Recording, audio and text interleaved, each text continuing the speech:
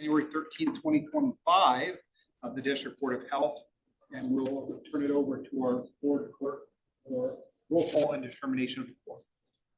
Jim Reese, Here.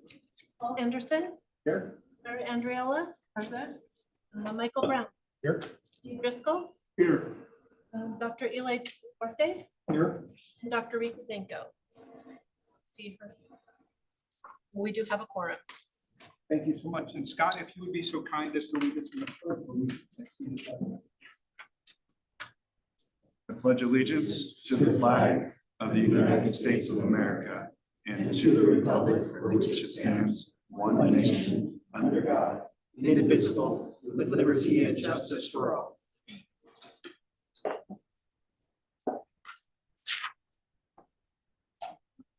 Okay, let's start off with the approval of the agenda. Unless there are any changes, I'll ask for a motion. Okay, I have a motion by Mr. Anderson, a second by Mr. Brown. Any additional questions or comments at this time? Hearing none, I'll call for the question. All those in favor, please signify by saying aye. Aye. Any opposed? Motion carries unanimously. All public comment is limited to 3 minutes per person and should be addressed to the Board of Health as a whole. Exception of the public comment agenda items, comments will be heard for items labeled for possible action and should be specific to the item being considered by the board. The District Board of Health conducts the business of Northern Nevada Public Health and its citizens during its providing officer may the removal of any person whose statement or other conduct disrupts the orderly, efficient, or safe conduct of the meeting. Warnings against disruptive comments or behavior may or may not be given prior to removal. The viewpoint of a speaker will not be restricted, but reasonable restrictions may be imposed upon the time, place, and manner of speech. Irrelevant and unduly repetitious statements and personal attacks which antagonize or incite others are examples of speech that may be reasonably limited. At this time, Chair, I have no requests for public comment online or in. Thank you, Madam Clerk. With that, I'll close item 4 and move on to item 5. These are consent items for action. Does anyone from the board have any items they wish pulled from the consent agenda? Seeing none, can I get a motion, please? Move to approve. We have a motion by Ms. Andriola, a second by Mr. Driscoll. Any additional questions or comments at this time? Hearing none, I'll call for the question. All those in favor, please signify by saying aye. Aye. Aye. Any opposed? Motion carries unanimously. Okay, item 6. Now, this is what we're really here for. Thank you so much for allowing us to shoehorn our January meeting, which is technically a public meeting, and our board retreat in the same retreat. I'm going to start off and then I'll turn it over to Dr. Kingsley. So first of all, I want to say thank you and good morning. We're lucky, of course, to have Erica Olson here today as our facilitator for the workshop, but I think most of the workshop will be facilitated by all of us.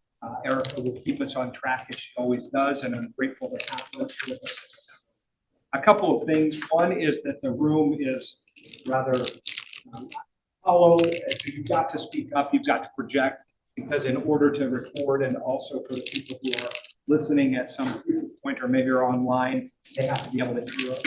Obviously, this is a rather informal setting, although we have the formalities of having legal counsel here and a public meeting, but it is intended to be a facilitated opportunity, and we want to make sure that we have plenty of time to discuss the important work we do.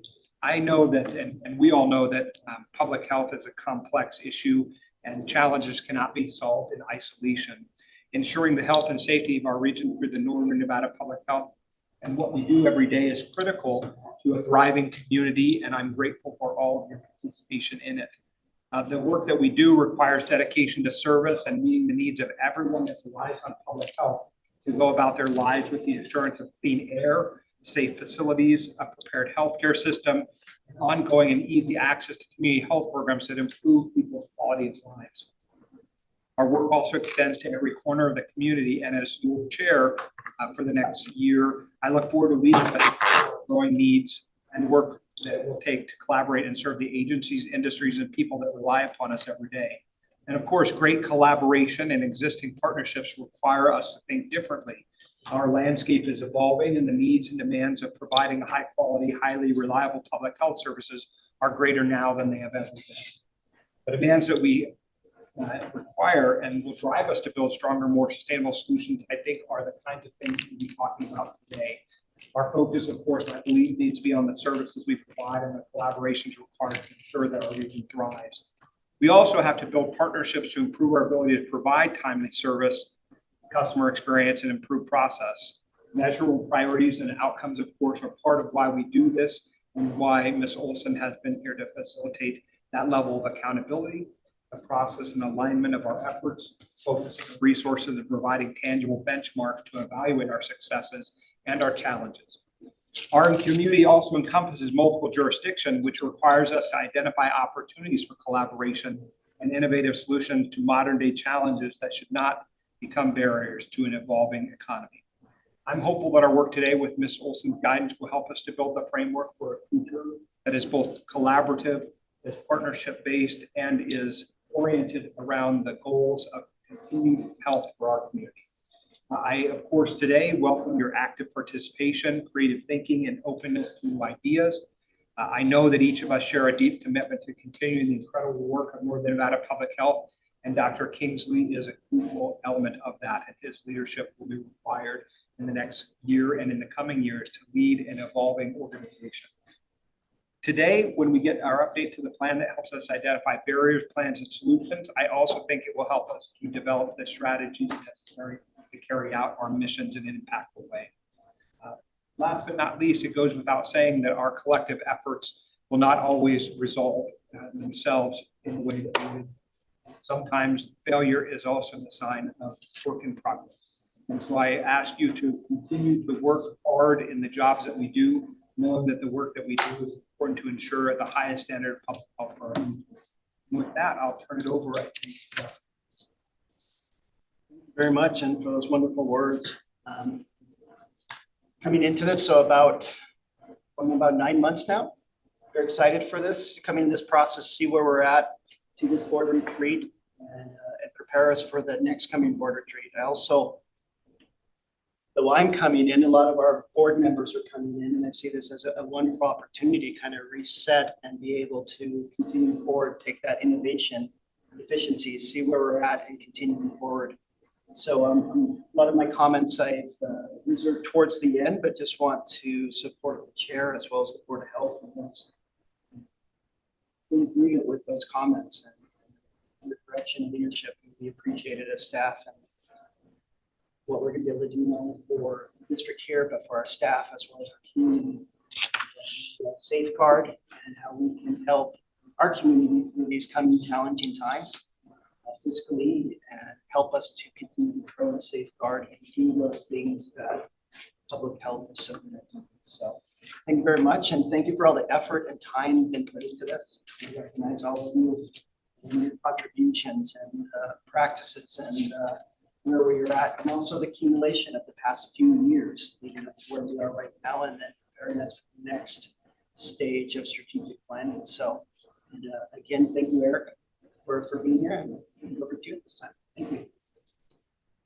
Good morning, everybody. Thank you. It's great to be here, our annual retreat.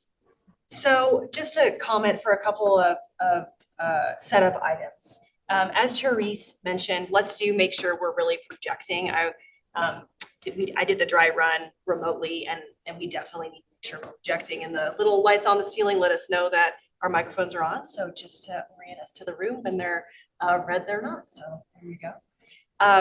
With that in mind, materials that we have in front of us, you've got the printouts of your slides, and then also board members, you have your screens as well. These, of course, are our orientation and our information that we'll use to guide the conversation today, with a really important underscore that the team put a lot of time and attention on the material that we're going to walk through today. Really thoughtful. We only have 3 hours, and yet we do have 3 hours. So we'll dial it up or dial it down accordingly based on where the board wants to spend its time. But just the high points, it's going to drive us crazy. The high points that I want to make sure that we walk out of here with today is first of all, the breadth and scope of NNPH for our newer board members to really just get your arms around the scope of the organization. And you'll notice that we're fighting with the amount of detail that we want to get into and the time we have to get into it. So please just know that from a practical perspective, we can't go through everything today. The division directors and Dr. Kingsley selected what we'll be hitting on today, but it doesn't even come close to covering everything. So just know that. The other thing I want to make sure that the board really walks away with is we have a very strong strategic management practice in this organization. It's different than it is with the county. It's different than it is with the city. It's different than some of the other boards that you sit on. It is an end-to-end plan from the top of the organization all the way down through the teams within the divisions, connected from the where to the how. So just know that it's really robust. We're in the second cycle of this structure, and we're in this. So we're in a 3-year plan. We're in the second year of that 3-year plan. Just as an anchor point. So not only is this the second cycle, so we had another 3-year plan prior to this and prior to that too, but under this current methodology, it's pretty well refined.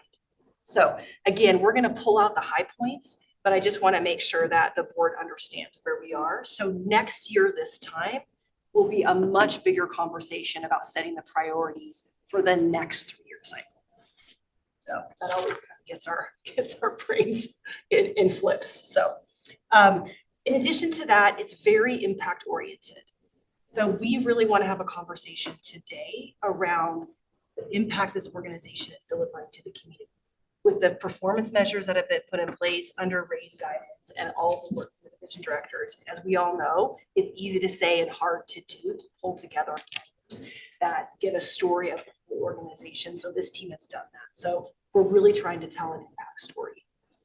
And the last thing I'll mention is the budget conversation we're going to get there in just a couple of minutes, is a really central and key point to help us think about the planning long term. So we'll be talking about the results we're delivering now, and the resources we have going into the future is a really big discussion point that if we need to spend extra time there, we will. So that kind of gives you the frame up of what we want to walk through today and what we want to make sure that you walk out of here with. As I said, a lot of material to cover, but those are the points that we want to make sure the board really takes away. And so again, let's slow it down or go faster if we're not hitting this. So. Erica, let me also do something that I neglected to do earlier, which was introduce 2 of our new board members. And so first I'll start with my colleague, Commissioner Claire Andriola, who has joined us from the county. Welcome. And needs to do a real introduction, but is a great friend. And then Dr. Eloy Iduarte, who is an endocrinologist and the chief medical officer, I understand, at the Rainier Sparks Community College, and is a graduate of the University of Southern California. Go Trojans, fight on. My son will graduate from there in May, so I love that, and we're welcome you this morning and happy to have you. Also, there's been a little bit of a turnover, some change on the board. And so if the things that we discussed today are new or to you, that's certainly understandable. We won't be able to get into all the depth and detail required to make a decision on every one of the items, but I think you'll get a very broad and good overview of the divisions, the important work that we do, and then they'll leave some places in the parking lot for things that might come up later. But glad to have the whole of our newest members, and Mr. Anderson, of course, from the City of Sparks, has been with us now. This is the second meeting. And so we've got new folks, and then we've got Mr. Driscoll, who's newer to us, but not new to the region. And then Mr. Brown now for the longest. And so we'll be Mr. Brown longer than me. So happy to have all of you, but welcoming to our new members and a good time in the new year to start off. Awesome. All right. Then let's just look at the quick agenda. You all have that in your handouts as well. And you do have somebody in the waiting room. You're on it. Amazing. Super. So those are generally speaking how we expect to spend our time. What that really means is where we're hoping to go deep and where we're going to do some quick touches. So I already walked us through the high points, but that's specifically where we're headed. And I do want to comment that part of this retreat is, of course, looking at the long term, but also FY '26. So Dr. Kingsley will be really clarifying for us what our focus is for FY '26 as a wrap up point. And the reason I mention that because it's also Dr. Kingsley's first retreat. So that's fun too. Yeah, fantastic. All right. Okay, I'm just going to take 5 minutes to give everybody a background of our process, our strategic plan process. I want to just have a couple quick slides. And again, want to make sure that everybody understands how this process goes down at NNPH. So everything, of course, is about our big why. We have a mission statement that was developed maybe 5 or 6 years ago now. And Ray, would you do us the honors of? Yeah, absolutely. To improve and protect our community's quality of life and increase equitable opportunities for better health. Yep. And so that is why we're here, and that's what everything is focused on. We do that through our 6 strategic priorities. So that's the language we're using to articulate the top level of our plan. When we go through the agenda later on, the division directors will hit on the high points of key outcomes in each of these areas and the goals. But healthy lives, healthy environment, local culture of health, impactful partnerships, organizational capacity, and financial stability. So those are the big strategic priorities that are guiding the structure of this plan and guiding the outcomes of the plan. And beneath that, and I'm not going to get into all the detail, but beneath that we have specific outcomes, and those outcomes then cascade to the division directors and to the divisions and their teams. So how the plan is structured. All right. And then from a governance perspective, just want to touch on this process for us. So the rhythm of managing to the outcomes and the goals in the plan are, we get together once a year at this time to set the priorities for the upcoming fiscal. As part of this conversation, we have what's called the district snapshot. That's on the right-hand side of the screen. We will talk about that today. That is the organization's scorecard, and we produce this once a year.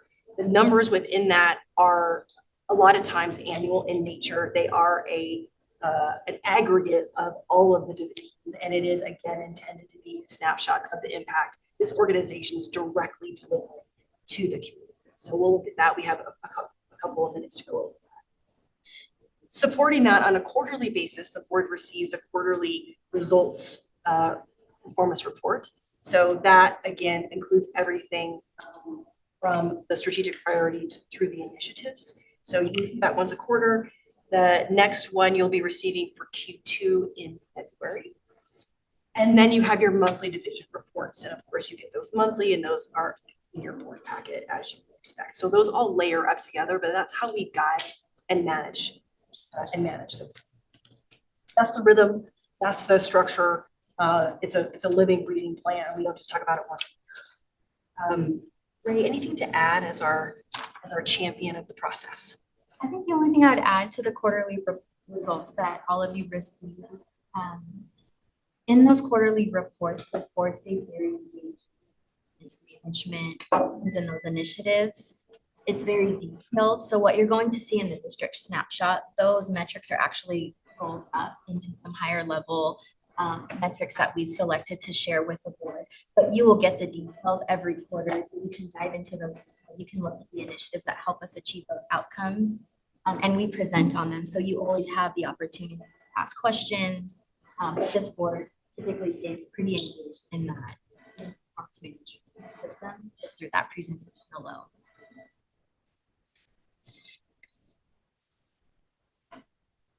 Okay, so that's the high point.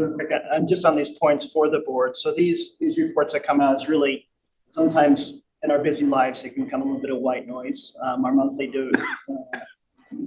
division reports tend to be very narrative. We have our narratives there, and at any time we would definitely take consideration if you'd like to see something else better defined or defined differently that can help you digest that information.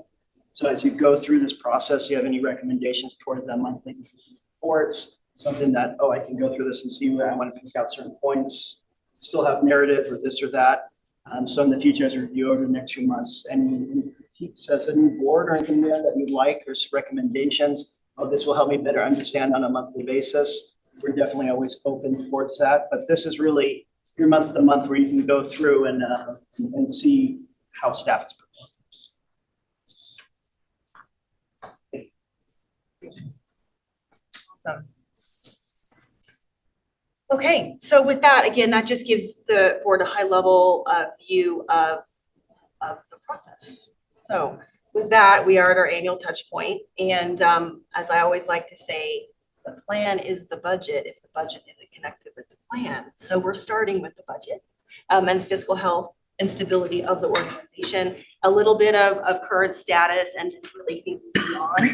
And so Jack and Dr. Kingley will be leading us through this conversation. We've scheduled about 30 minutes for it, but again, as I mentioned, this is one of the most important things today. It's just really to make sure, particularly for our new board members, that we're really clear about the financial health and stability of the organization and how that plays into the upcoming session, how that plays into upcoming conversations, how that plays into the upcoming priorities in the next strat plan.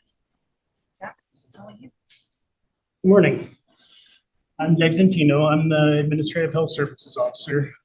So I've been with the department for about 2 years now. I've got 9 folks that work with me to run the division, technology folks, a couple of human resources folks, both account clerks that do the day-to-day processing of invoices and contracts and the like, and 3 fiscal compliance officers. And as we go through this, you'll see why we need 3 fiscal compliance officers, because there's a lot. We operate through a variety of grants and other funding mechanisms, and it's a lot. So if you have questions, please jump in wherever you have questions, concerns, want deeper understanding. And we'll just take our time and have a good conversation. So just kind of what we're going to go through. So fiscal year 24 is closed up. We'll talk about the revenues and expenditures for that moment in time, as well as the staffing levels. We'll talk kind of intermittently about what's going on for fiscal year 25, and then we'll start talking about what we expect over the next handful of years. So this first one is just a visual. It's meant to be more of a painting than a detail. This is just a visual of our chart of accounts. So on the right-hand side in purple is community and clinical health services, and that would show, each one of those nodes would show an individual programmatic area with its own cost center and its own grants within each one of the individual areas. The reason why I show it is because community and clinical health services is a really large division. There's a lot of activity. With what's going on at the federal and the state level, there's a lot of ambiguity as to what's going to happen next inside of those budgets. So it has a real impact on the in relation, environmental health services is on the top left in the yellow, ODHO is in green, administrative health services, which is just all indirect activity, is in orange, and then epidemiology and public health preparedness is in red, and then air quality is in blue. Real quick on this point, and just to emphasize here, so when you look at purple, sometimes those are all different funding streams. So you can have a nurse on time card day, they literally have to sometimes do it daily, where they have sometimes 8 different grants. They have to, I have an hour I did here, I did 2 hours here. And so some of their time cards are very laborious, but it also shows that, we just don't have one person on a grant, and it provides us some flexibility when we face challenging times, that moving people from local to grants can we play with that, but understand we have a lot of grants that we have, and we juggle, and staff do a very good job of it. Provides us some flexibility, but also, as Jack mentioned, we have a lot of vulnerabilities with it at the same time. So they inherit with grants, but just to emphasize, we do seek all possible grants that we can, that we're able to, and always try to position ourselves that we can be able to get more grants.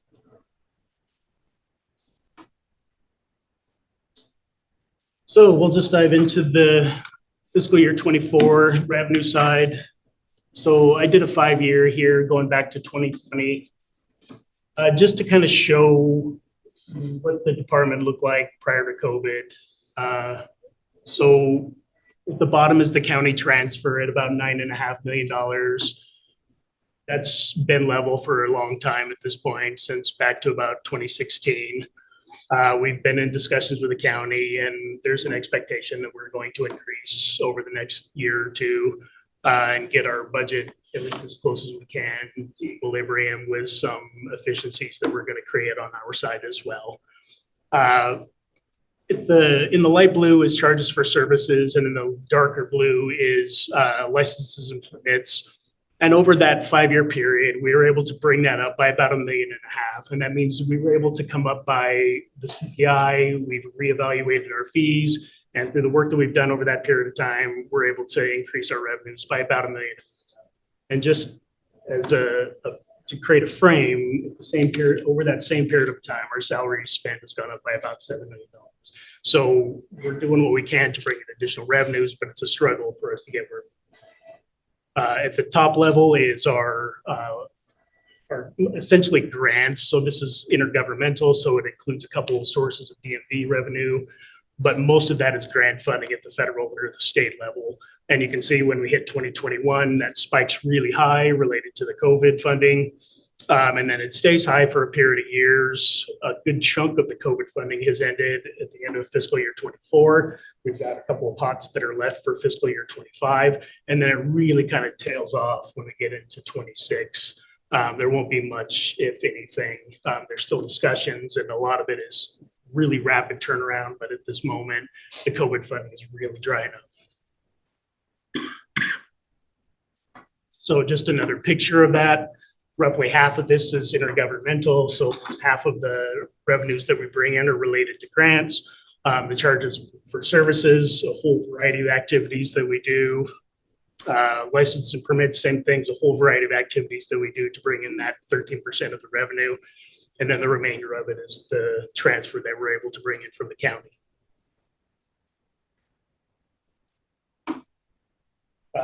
Just a third view showing by division of roughly the amount of funding each division is able to bring in. EPHP was the 500-pound gorilla for fiscal year 24, but this is going to change pretty dramatically for 25. A lot of the COVID funding that was in epidemiology and public health preparedness is tailing off. So the revenues will look pretty different when we get into next fiscal year.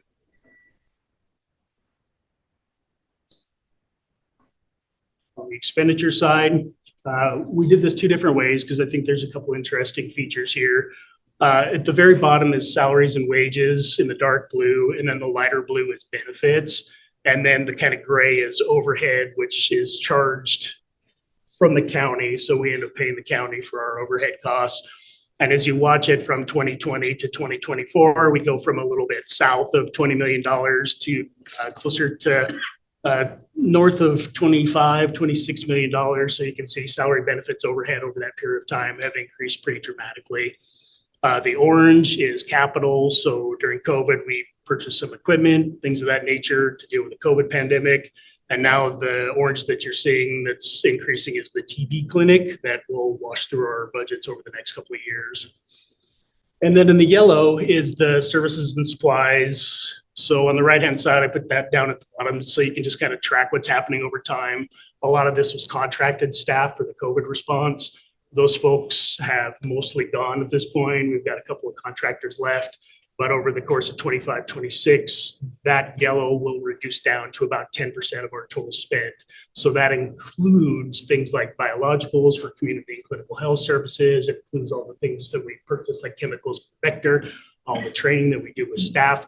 All of the day-to-day activities fall within that 10%. So we've got salary, benefits, overhead, and then all of the activity that we do within services and supplies is 10% of all our spend.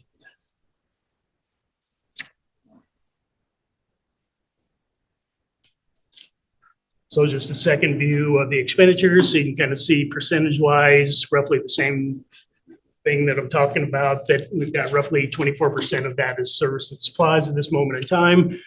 By the time we get to 26, it'll be closer to 10%. So those salary benefit overheads are things that we as a department have no control over. We're essentially just going for the ride on. So every time we're delighted that we get increases, salaries have to keep up with inflation and all the things that we're required to do, but it's putting a real strain on our budget.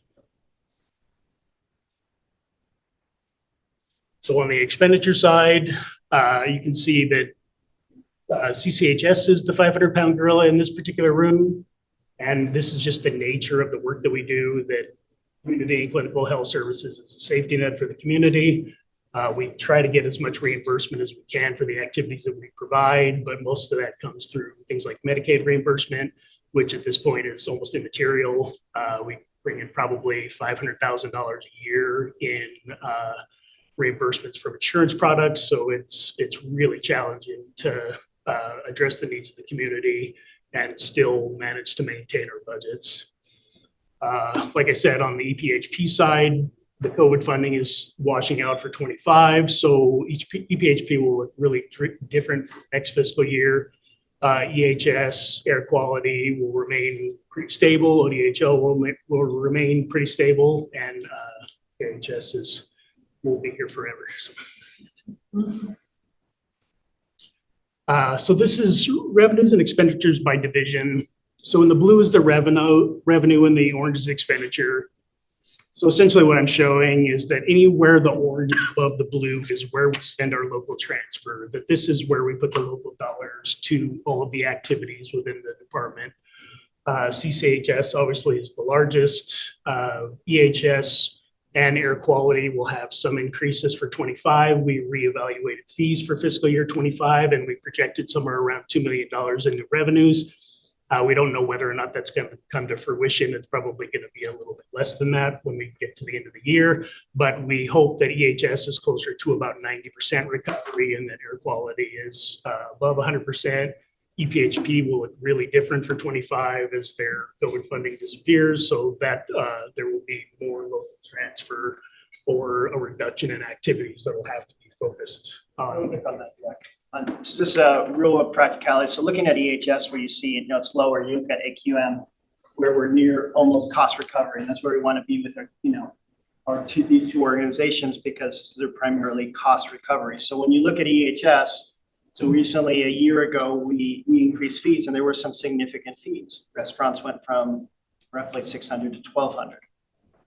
So we hear that in the community, right? And we lag behind. It takes us anywhere sometimes 18 months to go through the process of a cost analysis and economic impact and business impact that we have brought to the board. And so that's where we're looking to close that gap, but then it translates to those challenges we have in our community.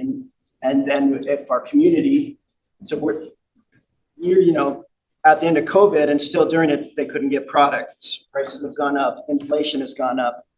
And so they've already addressed it sometimes like a year and a half ago, but we take so long to increase our fees, it feels like, a long time afterwards, but we're still seeing that inflation. So we are still impacted as well, but that's our goal when we raise that. And again, is we never can make profit off it. It's only cost recovery. And that's where we hope, and we're looking for this year. And then we have a 5-year adjustment with CPI on it every year. But that's just an example of it. And then the difference for CCHS is just that Medicaid, Medicare, it's a flat rate. It's a thing like that. And then we also the stopgap. There are certain percentages in our community that just don't have the means to pay for something, and we're the last resort. So a lot of those things it's always CCHS's clinical services on those points that we can provide that especially is deficient in our community, we're always going to have that gap. So that's to be expected. We wish we could get cost recovery, but it's not something that what our role is compared to healthcare services and hospitals and such things. So I just wanted to put some real world practicality, kind of what you guys have been seeing as some elected officials and board health members, and we're going to close that gap on our cost recovery.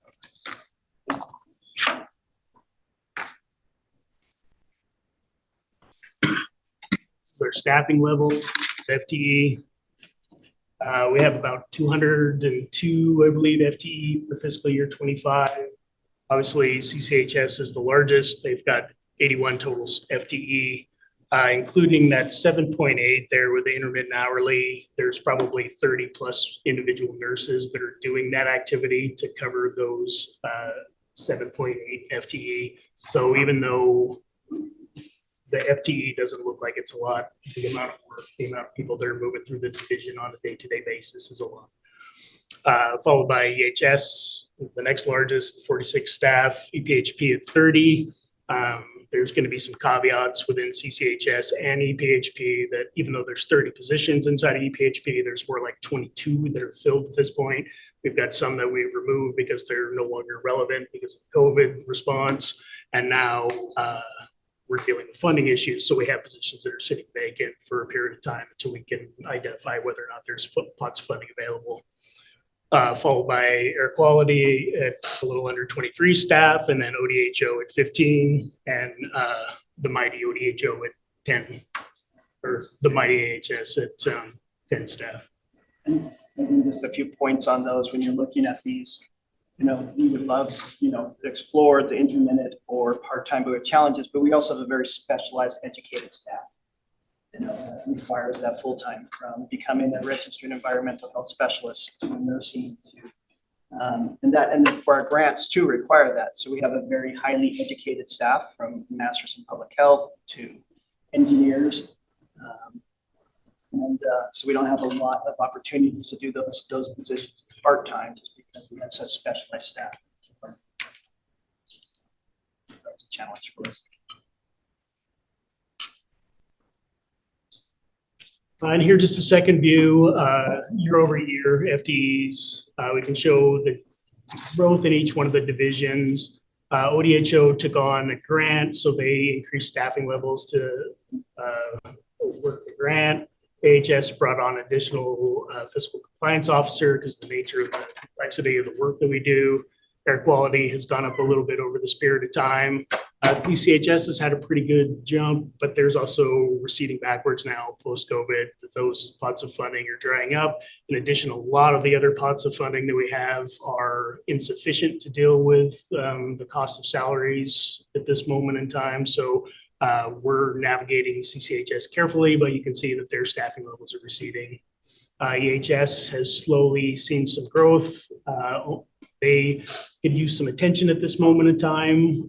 There's been a fair amount of turnover. There's been a fair amount of work and political focus on EHS. So their staffing levels have increased, but probably not to the extent that they should have over that period of time. And then EPHP, their response related to COVID required them to have additional staffing. Some of those positions, like I've already said, have been removed, and then some of that is we're holding vacant because there is inadequate funding to deal with all of it. So projections. So where do we go from here? I've made a lot of assumptions in this. This budget is about as fuzzy as it gets. At the federal level, I have absolutely no idea what's going to happen next. The COVID funding has dried up. A lot of the budget activities were moved in that direction at the federal level, and now with the change in administration, most things that we get funded for are kind of under the microscope, and I, for the life of me, can't even guess what's going to happen next. So we've made the assumption that everything is going to be flat inside of this department from the federal level, at least for these projections at this moment in time, because that's as clear as the crystal ball is. We've also assumed that state funding is going to continue on. And Joelle, I think, will speak to some of this today. We put a lot on our shoulders, and it's not a reasonable ask. We've assumed that SB 118, what was in the last session, SB 118 is going to carry forward for the next handful of years. State funding is fickle, and it's always been fickle. There's already discussion about what's going to happen in this cycle, with some expectation that there's going to be requirements that are placed on what was uncategorical funding through this period of time. So we don't know exactly what's going to happen, but the state seems to be in the best position of any of the government entities. So just in general, that federal uncertainty, the State Economic Forum for the legislative session just happened. It seems to be fairly positive with some concerns about one, unemployment, and two, with the new federal administration, if there's issues related to immigration that potentially has an impact on Clark County, which potentially has an impact on our state's economy as a whole. So we'll have wait and see, but it seems like the state coffers are doing pretty good at this moment in time. At the local level, I don't have a lot of hard data, but the temperament seems to be that Reno Sparks are struggling with their budgets and the county is struggling with their budgets. And it seems like that's going to go on for at least a period of time.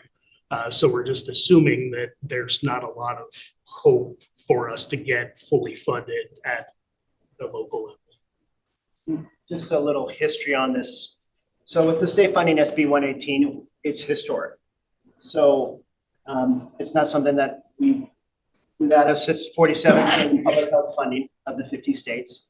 We're one of the lowest. It's Nevada, right? We're always on the worst list. We're the lowest on the for the best list of where they are, we're the lowest, and the worst list, we're the highest on some things. But there's pros and cons to some of those things. What are we dependent on? State funding there is nothing memorialized in state funding for public health, unless, for example, if your population, there's a population cap of 700,000 and above, which can vary or can be changed. But that's the only place that any type of public health funding is memorialized. So SB 118 was historic for the first time that monies were provided for each county. And that was through the governor's budgeting on that. So again, looking forward to that. I'm gonna correct you Yeah. there. It was not through this. SB 118 was passed in 2023, and that was the first funding that the legislature ever allocated money to health districts. And then if you weren't a health district, your county did get some funding through, it was like through population, by population, excuse me. So you will see some counties coming up too that continue to still have a push towards becoming a district. In a sense, we see that kind of favoring, especially in Carson. I just wanted to emphasize that. So even at the state, a lot of our federal funding comes to the state and it's passed through. So we have nothing memorialized there at the state technically for us to funding. It's always in Nevada. So I've been local budget that we sustain ourselves on, and then grants. So. Sure. Mr. Driscoll, just feel free to speak. Jack, a question. Sure. So as we talk about those revenues coming and going, and we know that salary is the largest piece of the pie with the benefits in it, and those are not under our control necessarily. We're told what's going to happen next as it increases. When it gets out of balance, how do we make decisions on what services are affected? I'll speak to this as best I can and give some of it to Chad. From my perspective, those things that we're statutorily required to do are paramount. We're going to do those pieces first.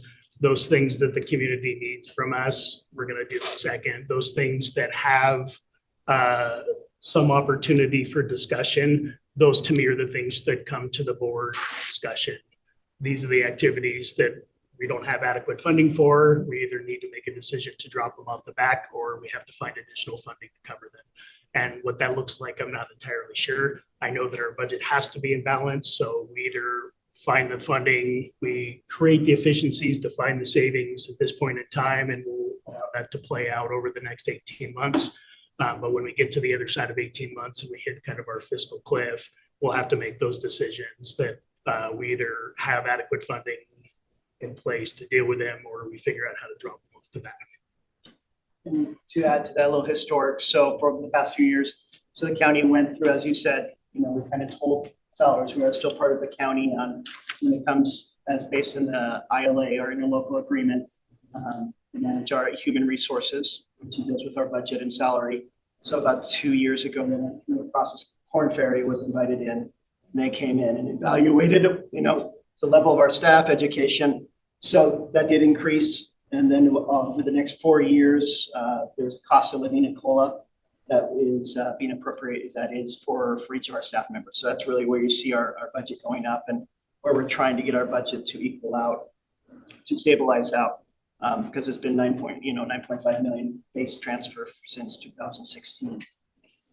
The challenges. An example of where we come in mandated and non-mandated.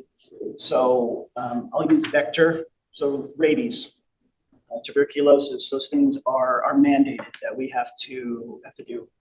Mosquitoes are not. So looking right now at environmental health services, where as much under a microscope, and what service do we want to deliver, and what's the community and our stakeholders saying to us, and they want a greater emphasis on permit planning, which is mandated, that we do have to review their things that come to us from businesses, that we are part of that process for our stakeholders, our businesses, so they can thrive and be successful. And not only construction, but also the continuance of those businesses for the next 70 years that we inherit, keeping those processes. Mosquitoes are not. So we pull back on mosquito abatement. We do have grant funding that we can do. So we have up to 4 helicopter sprayings a year, but surveillance wise, we're not going to be able to go out and collect where we've seen mosquitoes most at. So we can go off our history and say, hopefully this is where we're going to target and get it, but we're going to have to pull back staffing on that in order to meet our mandates on that. So that's where it happens. We come down to what's essential and what's mandated. And so we are beginning those stages of saying, where do we have to pull back from? But we'll always bring that to the board. And then it comes down to the community too. And then, I don't want it to be all doom and gloom. What can we do? What are our alternatives? Can we educate our community to help them participate? Can we try to do a volunteer? We'll explore other routes. So perhaps we don't completely lose all those benefits of surveillance in mosquito abatement, but it's going to be a working process. So that was just an example to that. Thank you. Mr. Driscoll, I think your question points to a broader discussion point, and that is maybe where I start from. Obviously, your experience in local government is much larger than most of us in this room. And from a budget standpoint, you've seen budgets come and go over the time. The hard part, I think, for me is as a board member, each of the board members will spend, 2 to 4 hours a month on this tool. It's not a lot, but of course, our professional staff spends 50, 60, 70 hours a week, 365 days a year. And so I try to think about my role more broadly in the budget to help facilitate what is the role of our job in the budget process versus what is the staff's. And I think that the examples that were given maybe point to a more specific way to imagine it, that we of course set priorities as a political decision, right? As a board decision about where we're headed with it. But I don't necessarily think that I have the ability on a day-to-day basis to mechanically monkey with one element or line item of the budget overall. I also think there's sort of this concept of do no harm, right? We act as trustees to oversee a budget, to make sure that we don't head towards insolvency, right? So we're getting these updates from Jack and the team. So we're understanding what the budget allows, what our programming costs. Obviously, I think that things like making sure we have cost recovery, those are board directed. But I don't know that necessarily that there's always the easiest. I do not feel that easily to engage in the budget in the way that maybe you might have as a city council, right? Make sense? Clearly does, because having now living on the other side of what I did for a long time, what I always found worked the best is when the policymakers did policy at a high level and gave some feelings for if there were in 2 or 3 things that had similar importance. If you had to burrow in, and maybe now you had a priority, but stayed at the policy level, and then all of the detail work was done with staff to make it work to satisfy the policy set. So I'll be very clear on my position on this board when it comes to budget, from that standpoint of wanting to have the strongest policy decisions very clear so staff can do the work and meeting the mission of the organization. Yeah, and I think we're saying the same thing. I think we're on the same page. The one thing I will say is I'm very grateful to the work that's going on in working with the county, and Mr. Andriola, I think is well aware. We started that work even, well, it's been longer than a year, but I'll just say in earnest, it's the last 6 months, and Sheriff Hill, and so the teams have met. I've been honored to be part of those conversations, but they point to a broader issue, which I do believe that we will take steps towards and evaluate in the next county budget cycle. But again, something that me personally sitting here today and sitting in my other role as a city council member, I don't control the county's budget, and I don't envy Ms. Andrews' role in that. And so as we work towards fixing that thing, which has needed fixing for a lot longer than 2 or 3 or 5 years, much longer than many of us have been in office, I do think that that will help us to chart the budgetary successes for the organization. It help us to meet the needs. For example, and I have some specific questions when you get to the end of your presentation about FTEs in various departments, right? I see that as more of a policy directive question as opposed to micromanaging any one particular division's efforts. But I do think that, and I am very grateful for the county for being engaged in those iterative conversations, because I do think it is probably the most important thing that we will do together. And it's not really governed by the interlocal to the extent that it requires some folks to think outside of what the 4 corners of the document said, because I've looked at the document and it's rather old. But we're getting there. So I thank the county for that process. I think we're just a couple of more things, and then maybe for part of the presentation, then maybe we might have some questions. Okay, perfect. Thank you. And I appreciate it. And the county's been a great partner. Yeah, We've great. had a lot of conversation, and I think that we're on a positive path. So back to the slide. So the grants are, for the most part, grants are flat. Some of them are decreasing. What's happening at the federal level is that they've got a lot of vacancies. They've got a lot of turnover. They've got a lot of, they're experiencing the same types of things that every other government entity is. So it takes them longer to get information to the state, and the state takes longer to get the information to us, and they take a larger percentage off the top because their salary shortfalls as well. So by the time the funding gets to us, it's 11th hour, and it's not what we expected it to be, and there are changes in scope of work. And there's a lot of activity that's involved in getting one of these individual grants, and we probably 60 of them don't get any. So we spoke to the new fees for environmental health and air quality. I don't think that we're going to hit the $2 million based on the projections that we have right now. We've got some issues with our cell system that are making it hard to kind of track some of the data inside of EHS. But at first blush, it doesn't look like we're going to fully recover what we expected to get in fees. We know what's going on with SB 118. It's in process, and we'll see how the session goes, and everybody's crossing their fingers.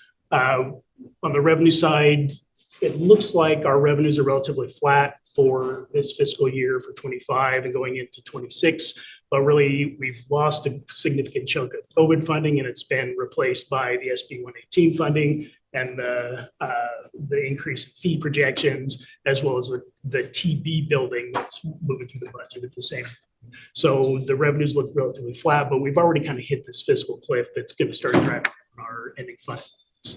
And then on the expenditure side, like I've said, salary benefit overhead are really straining our budgets. Sorry, real quick housekeeping. So those that are new to the board here, bathrooms are females, men's are right there, and females right here, right when you go. So. Sorry, we didn't be important. We forgot the months before we even started this meeting. So anyway. Okay, so these are the projections. These are the projections for fiscal year 25, which I think that they're pretty accurate. Fiscal year 26, like I said, we've already kind of hit a fiscal cliff, but the revenues are coming up related to other funding sources, including the TV building, that make it kind of, it makes it difficult to see the nuances that have happened over this period of time. But the budget looks pretty good through 26. And then essentially what we're saying for 27 is this is infinity, that it's not sustainable at the level that of the staffing levels are too high for the budget that's available at this moment in time. And this includes assuming that SB 118 carries forward to the next legislative session, and that we're able to recoup adequate fees over that period of time as well. So essentially, this says that by the time we get to fiscal year 27, we have a lot of conversations to be had and potentially some difficult decisions to make. So these are the fund balance projections. When I came here somewhere around the end of 22, our fund balance was increasing nicely and topped out somewhere around 18.5 million. This fiscal year, so last fiscal year, we dropped by about $2.5 million, $2.8 million, mostly directly tied to the Corn Ferry adjustment. And then as we get into 26, we've got some period of time where we're still eating into that fund balance, but close to equilibrium. And then by the time we get to 27, it's basically infinity that we're gonna have to make adjustments, either increase revenues or we're gonna have to decrease our expenditures.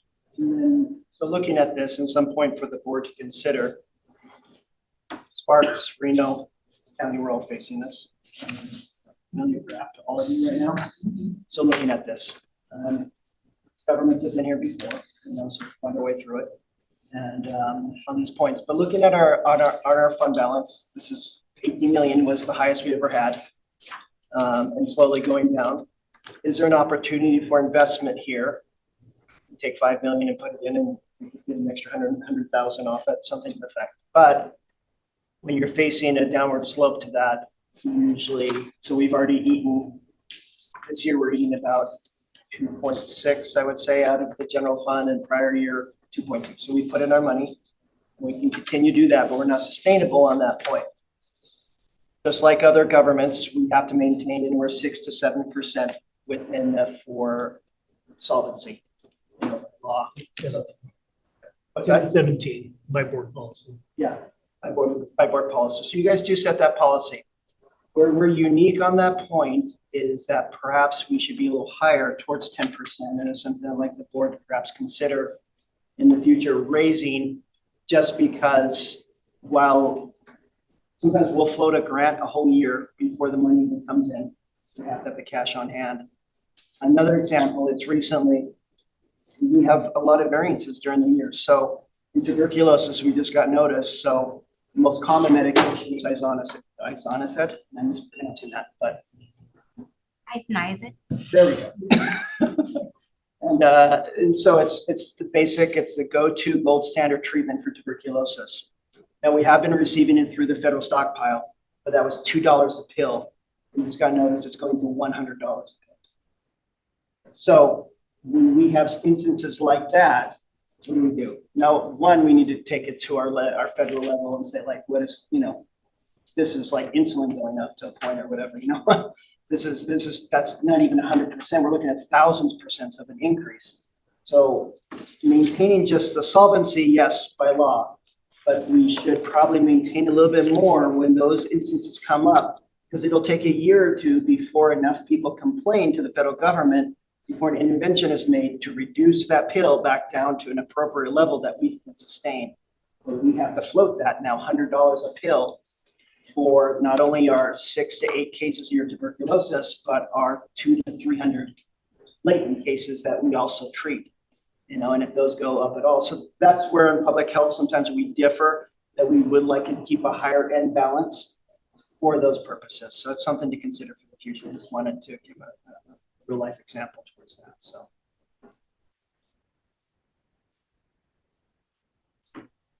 So next steps, we've done some divisional assessments. We're going to keep working through those activities, looking for efficiencies, making sure that we're the best version of ourselves that we can be. We'll continue the paper chase and look for opportunities, federal, state, county, nonprofit, anybody that's willing to give us cash, we would be delighted. I put this in here, reevaluate the fee structure before the scheduled timeline. I don't know what that looks like. I just throw it out as a statement of the logic that we put to building out our fees is really solid. And I keep saying this, that it's really solid except for the part where we don't recover our costs. And it's historic precedent, and there's a lot of logic behind these things, but we're at a moment in time where it's really challenging to deal with the day-to-day activities. And I don't know how we get there, but it feels like maybe there's an opportunity to crack into it. Also renewing the enabling framework. So I'm talking about statutes and regs, what are we required to do by law? Those things that there's discussion about, bring those to the state or the county or however we approach those activities.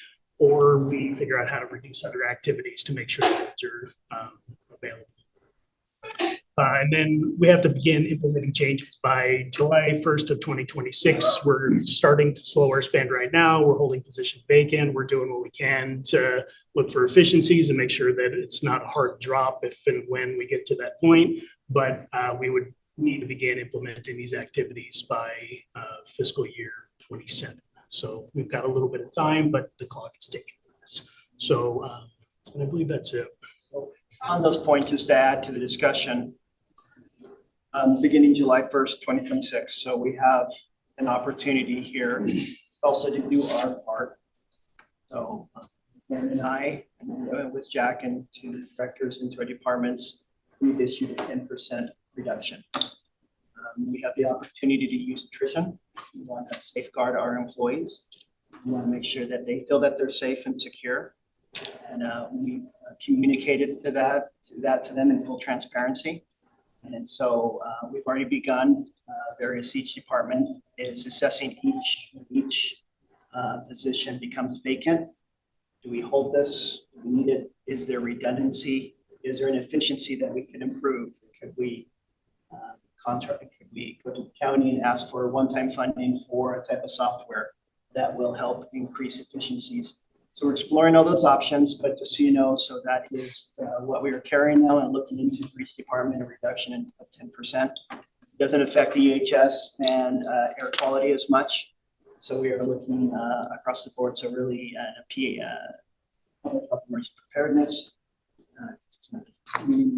health services, AQM, ODHO, so health officer. So looking at 10% cuts so that we can also, that downward, we can slow that. So we will be doing lean on some points, like, so when going lean vectors that mosquitoes abatement, pulling back on certain points so we can meet that where we can, but that's what's been issued. And so that's what we'll be working towards so that if we do reach a harder fiscal cliff, by the time we reach it, we're at a good spot. We've done our part. So I wanted to add that in. For what we're beginning now, even before July 1st, 26, but what we're working towards. Yeah, thank you for that facility discussion. Let me see if any of the board members have specific questions, comments, thoughts that they would offer. I have some, but I'll wait till.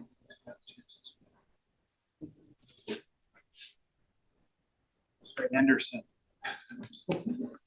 That stressed me. Thank you very much for the presentation. I want to say thank you to all of you on the staff that do all this work. I realize a lot of time and energy goes into it. And City of Sparks, as you mentioned, we had a workshop and we got to have the same discussion. It sounds, we could have replayed it and it would have sounded exactly the same. So we're facing the exact same things. One of the things that not only are we looking at the exact same thing, we want to assure the employees that, hey, you're safe. That's going to be the very last option that we're going to be looking at removing positions. But putting a pause on that's one of the ones that we're looking very much at right now because it's a very quick hole that you can start filling that way. The question is where and how you fill it. One of the things that I did want to bring up too, and it wasn't until we started having these hard discussions at the city level, and likewise some of the other boards and commissions that I sit on, we were talking about cost recovery and fees and such. This is one that in some of them, they're like, and we talked about doing this back before the recession, but as the recession hit, we paused. Well, now it's been all those years gone by and we never reevaluated. And so that's one I just want to say thank you. It sounds like you guys are actually actively doing that and pursuing that. But I just want to encourage you not only now and during this time of concern, but just continue on to make sure that you don't get so far out that now when you're going to folks in our community going, oh, hey, we have an increase. It's not 1,000-time increase. It's just a few percentage points. So I just wanted to say that. And thank you. It sounds like you guys are doing a good job of reviewing all of that. Other thing is working to make changes at the federal and state level as far as funding and policies on that level. Being new to the board, I wasn't sure where we stand on that, how engaged we are at that level for assistance, because honestly, at the city of Sparks, we're probably more focused on that than ever before, because of, you know, you end up with unfunded mandates and all these other things that you're facing that it has to be made at that legislative or congressional level. So I was just curious where we stand on that side. Have a great conversation here shortly. That's a great segue. So when I saw that on their legislative, but it's also going to apply to federal levels. Yes. Okay, awesome. More limited, but yes, that's a good point. Yes. Okay, thank you. That was it for me. Thank you so much. Any other comments? Well, I'll share a couple of mine, and some are related to slides, so I have questions about slides. I saw that TV Clinic Capital was on the slides. So tell me what that is there for the purposes of, because as I understood it, most, if not all of the funds were grant funded, and then there's a portion. I believe it's all federal funded, $10 million for the clinic. It's represented It in, is having received it as revenue, but we're going to spend it in the same way. correct. It was an ARPA allocation from the state. Thank you so much. I wanted to speak to the FTEs issue, and you somewhat foreshadowed it. And I'll just point out two areas where I, as a policymaker, have been concerned, and we are working through now. So some of this is not for the benefit of the staff members who are already working on some of these things, and for the benefit of my colleagues on the board. One is in the area of permitting review. Obviously, this is both a revenue generating area, but also it's one of the most painful areas when we get complaints from community members. And so I want to make sure that our FTEs in that area are where we need them to be. And I think you said we know they're a little bit behind where they are. And so maybe someone could speak to that. I'll also put in a plug for another area, which is EHS. And really I'm talking about the review of restaurants. And so this is something that's a broader context that perhaps is to be talked about. I'm not sure we'll get in today. But again, this goes back to Mr. Driscoll in my earlier conversation. It's not for me, I don't think, to say, hey, go hire 5 more permit reviewers. But it's for us to decide that that pinpoint is creating some issues for all of us. And we want to be conscious of our community to serve. And so I'm saying as a policy choice, therefore, I think that those are areas where we might figure out if our FTEs are not meeting our goals. Not so much like I know where to get the money for to make it happen, but just that my policy preference is that those areas be addressed. Do you want to say anything about that, Dr. King? Yeah, I'll just touch on a few points and then I'll turn to Aaron and Rob here to speak for EHS. So last strategic planning, the board did put forward 6, 7 above the base positions. We haven't filled any of those. Where that was unique is that we passed it without funding for it. So we held off. We did the right thing this year and said we've been asking for an informatics statisticians, and having an informatics statisticians as part of our epidemiological and our chronic disease, it makes us be able to get grants because we're better, more strategic. Some grants is you have to have an informatician. So we can't even apply for those without getting it. We've been asking for years, but we're in this catch-22. So the board last year, just to be candid, I know we put those above the base to kind of drive the point of the importance, but we didn't, we did the responsible thing this year. We didn't fill those except for we had 1 above the base EHS, and I did authorize that just because of the challenges we've had with EHS, and we needed that 1 more body. Again, we're going to be looking over that analysis wise, but you spoke on that, and then speaking to, so that is our shifting around to meet those community needs. One point that possibly we're going to do, we have a food excellence out there. So for our community members is that if they are food excellence, then we can reduce their fees down once a year. So they're performing at an excellent level. So we can, since you're performing so well, we're going to change and we'll just do one inspection in a year, the secondary type of, not so much an inspection probably, but the staff is going to be working towards that. But on the 16th, this Thursday, we are presenting to the community all the changes that EHS will be doing to adjust to meet those needs. And that's here at 9:30, 9 o'clock. That we'll be meeting with the community members, and we'll also have a work breakout session where anybody comes, they can meet with the seniors or managers of food services or permitting, and they can have more of a direct conversation on the sports or air quality. But to his point, Aaron or Rob, did you have any other things you'd like to add to that? I think you said that. Okay, sorry. Yeah, I think Chad is right. We're looking for particular efficiencies, like as mentioned of the excellence in food safety. But we want to kind of reward people who prioritize food safety. It makes it efficient for our staff to go in the restaurant, inspect it, and as long as they have a historical good practice, we feel we should be able to reward that.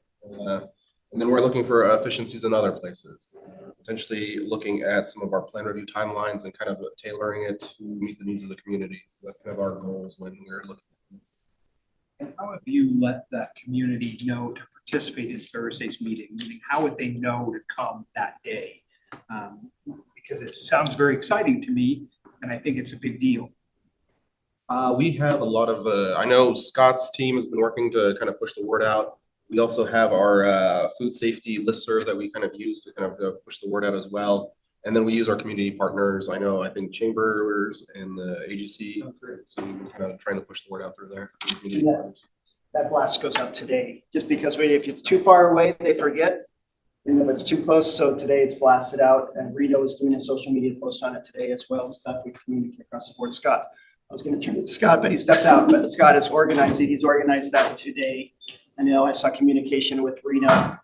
Scott, you got up at the right moment. So we're just talking about the blast that is going out for the meeting on the 16th. And that's, I know Reno said they were posting it on their social media, but we are also emailing every partner that we have with and from previous meetings as well, correct? That's correct. Yeah, it'll go out to over like 12,000 people in addition to sending it out on social media, having our partners share it. Let me switch gears and talk about the last few things that I want to talk about on the budget. One is the end fund balance slide. This is sort of the historical double-edged sword, right? It is good, I think, as a health agency to have a healthy fund balance. And the reason why I think that's true, not only because it makes sense from just a practical standpoint, as you've indicated about floating money for grants for a year while you're waiting for them to come in. But I also think it's like, what did we learn from the COVID pandemic? Right? It's not a matter of when we're going to face the next pandemic or the next wildfire that devastates the community. It will happen. It's how we deal with it. If that end fund balance is at 0 in fiscal year 30, I think that's incredibly dangerous. And I also think that this is part of why the county has been so gracious to us in figuring out how to increase their direct contributions over the period that has not happened. But it was always a weird thing. We couldn't go to the county and say, we need help because we were sitting on this huge fund balance, but yet we can't get down to 0. So it's one of those things where I think the county's gracious participation is helping us to navigate that. I think this is going to not come to pass. I think in part because as I don't want to construct a scenario in which we harm the community next event. So I think that that's an important part here, but it does tell the story of why the county has not increased their contributions for so long, because they really didn't have to. And now they do. So enough said on that. I agree with Mr. Anderson about aiming our fees towards cost recovery. I do think, though, that as you do some of these other unique programs where you're creating, as you said, efficiencies, it will seem like less impactful to a business have their fees go up if those are also being changed in how they either pay them or how many inspections it results in, or if they get to avoid a full-scale inspection as a result of their good behavior. I think those are all very good, but cost recovery is very important to me from a policy standpoint, because it worries me when we are upside down. And I do think that it probably is true that we developed a lot of these things during the last recession or economic downturn. We probably also shelved some of them during the pandemic, right? And so we're now at a point where we got to get going. And quite frankly, at the city of Reno, we were behind on a lot of fees by 10 and 15 years. Very challenging. So let us inch towards that from a policy standpoint. And then the last thing I will say, and this will probably go into what Ms. Getman-Dotson is going to talk about, is, you know, when I hear something about the pill cost going up from $1 to $100, this seems like the opportunity for us to make sure that we are reaching out to our professional delegation. And maybe we've got to go spend time in their office and say, this is what it means. Because they can't help us. That's a specific thing. And so, yeah, just a thought about that. Those are my thoughts on the budget. And Erica, how are we doing on time? I'm so sorry I didn't. We're right where we're supposed to. We are, okay, thank you. Not exactly, but it's okay, it doesn't matter, it's a retreat. I think that is probably the last of the conversation that we didn't have any final or parting thoughts. Maybe just as a check-in with Jack and Dr. Mosley. So as we know, proactive work is happening. When we sit here next year this time, some important decisions will need to be made in the context of where we're going with the organization from an activity perspective, financial guidelines, some of the discussions that Mr. Anderson and Chair Reese brought up. But between now, here and there, you're intending to take some action as well as get some certainty, hopefully coming to the session. Yes, I think that we have faith in the session, that the funding is going to come in where we want it to come in, and that it will be flexible enough for us to be able to apply it where we need to be able to apply it. And I know that that's pie in the sky, but I think that based on the fiscal situation, that the state is going to understand that we need some flexibility. And then we're already starting, like we talked about, we're doing at least a soft hold on each position, and we'll review them division by division.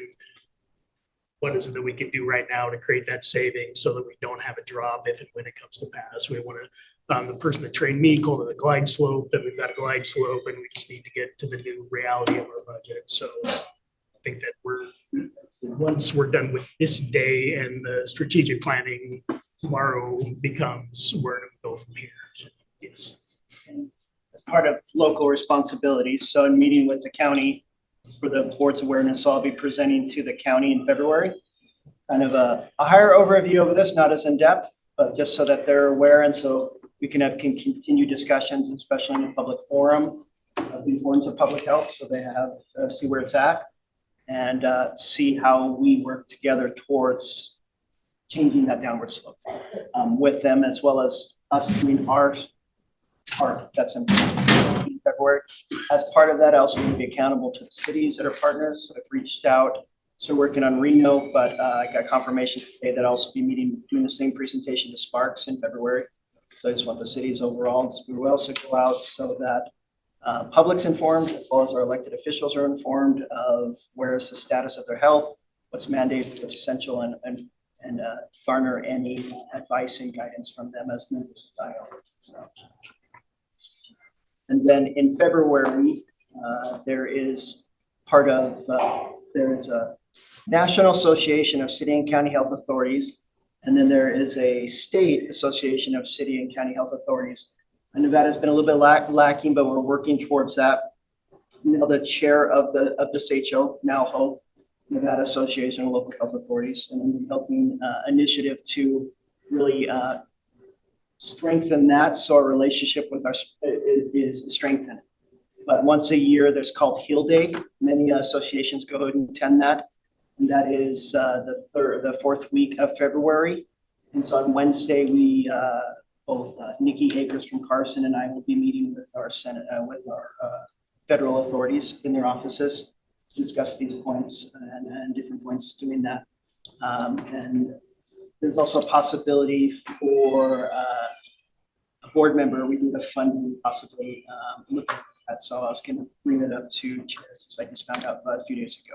So possibly if one of the board members could also attend and help participate in that, look into that. So there's various organizations that are attending that day. It's called Hill Day. I think it's pretty common. A lot of associations do that day and they meet with their federal representatives. So We've all done it. we've all done it. So yeah, Hill Day is coming up. So. Chair Reese, would you like to take 10? Yes, I think just everyone needs to get up and move out for public general health. 10:30. We'll be in recess until 10. Make sure you get some water, a bagel, bio break.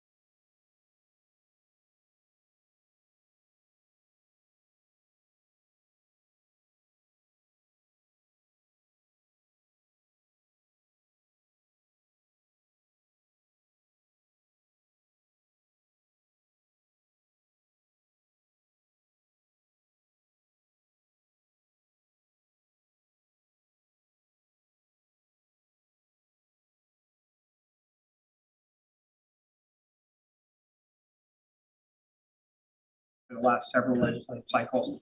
Yeah, Joelle, Gutman Dodson, and Carson, and quite frankly, it's been fantastic. And so I'll just say thank you for helping to facilitate the goals of the broader agency. The last several cycles, it's been very good to have you there full time.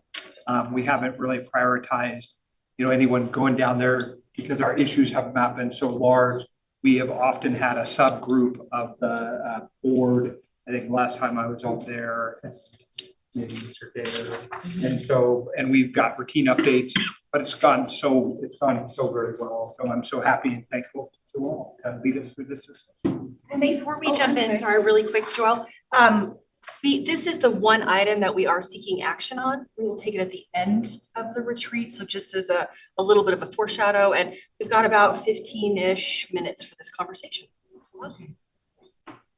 Okay, so typically we do our strategic plan in November and we would discuss, the landscape of the legislature, and then we'd have a regular board meeting in January where our priorities and principles would get adopted. But because we have so many new board members, we wanted to, in our strategic plan got rearranged, we wanted to ensure you guys had the opportunity to listen and hear our principles and priorities because you are new members.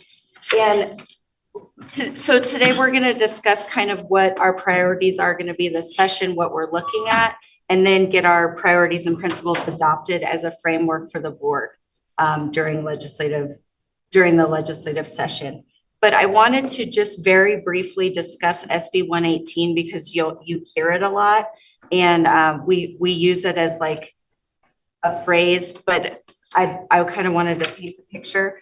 So for the state of Nevada, we typically in public health only got pass-through dollars, federal pass-throughs. So all of our money was categorical and it was all at the whim of federal grants. So for 4 sessions, we have gone down to the legislative session and said, we need non-categorical state funding that we can pivot however we need. And we never got much attention until COVID. So COVID was a very good example of us not being, we would have money for something, but we couldn't use it for COVID, or we had money for COVID, but we couldn't use it for MPOX.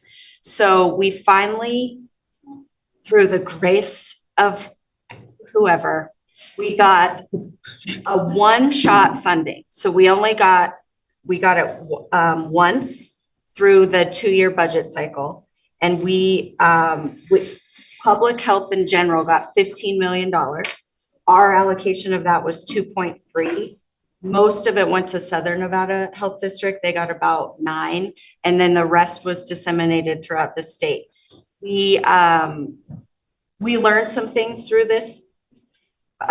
Primarily, one of the biggest things we learned is that there needs to be some sort of base funding formula for the smaller counties. So like Mineral County got about $8,000, which was not helpful. So we're trying to reintroduce SB 118. Obviously won't be SB 118 this session. We're hoping it goes through the governor's budget this year. We don't know yet. We haven't seen the governor's budget. But if it's in the governor's budget, it's safer rather than trying to get a bill passed. So there's a couple of things we're looking for this session. One is sustainable, ongoing, not one shot, so we can plan ahead. I think Jack might be a little more optimistic than I am that we will receive some funding. I do think we will receive some. I don't know what it's going to look like. So that's when we talk about SB 118, that's what we talk about. So I just wanted to paint that picture for you. So we're going to start out with kind of what we're seeing. Session starts in 2 weeks. These are bills we know that are coming. And then we'll talk about unfunded and things like that. So these are our major priorities this session. Obviously, sustainable funding. We talk about SB 118. We are looking for non-categorical, ongoing, sustainable funding provided by the state. So that's what we're looking at. We asked for a way bigger number than 15 million because that was only one year. We are asking for almost triple that so that the state would have some funding for some improvements, data improvements, so that the counties would have, the smaller counties would have more money to work with so that they can kind of get on their own 2 feet, rural counties.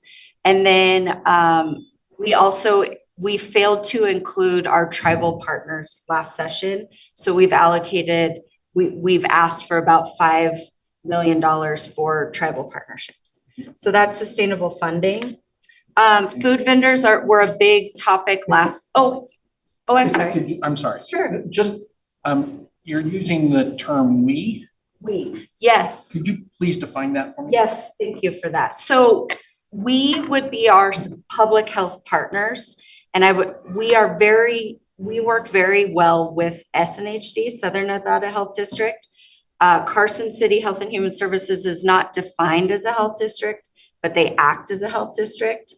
NACO, Nevada Association of Counties, represents all of the smaller counties. So there's a lot of partners that we have that we go and we ask, I keep saying we ask together in concert. Okay. Is that, okay.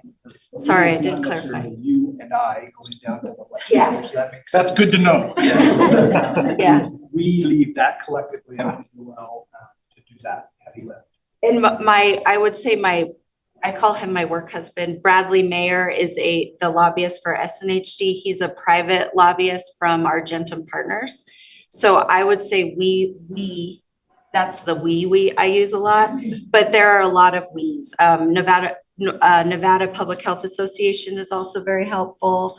The state of Nevada, DPBH, has been very helpful for us. So I always say, if you don't have partners trying to get a bill passed, you will not get a bill passed. There's no such thing as doing it alone.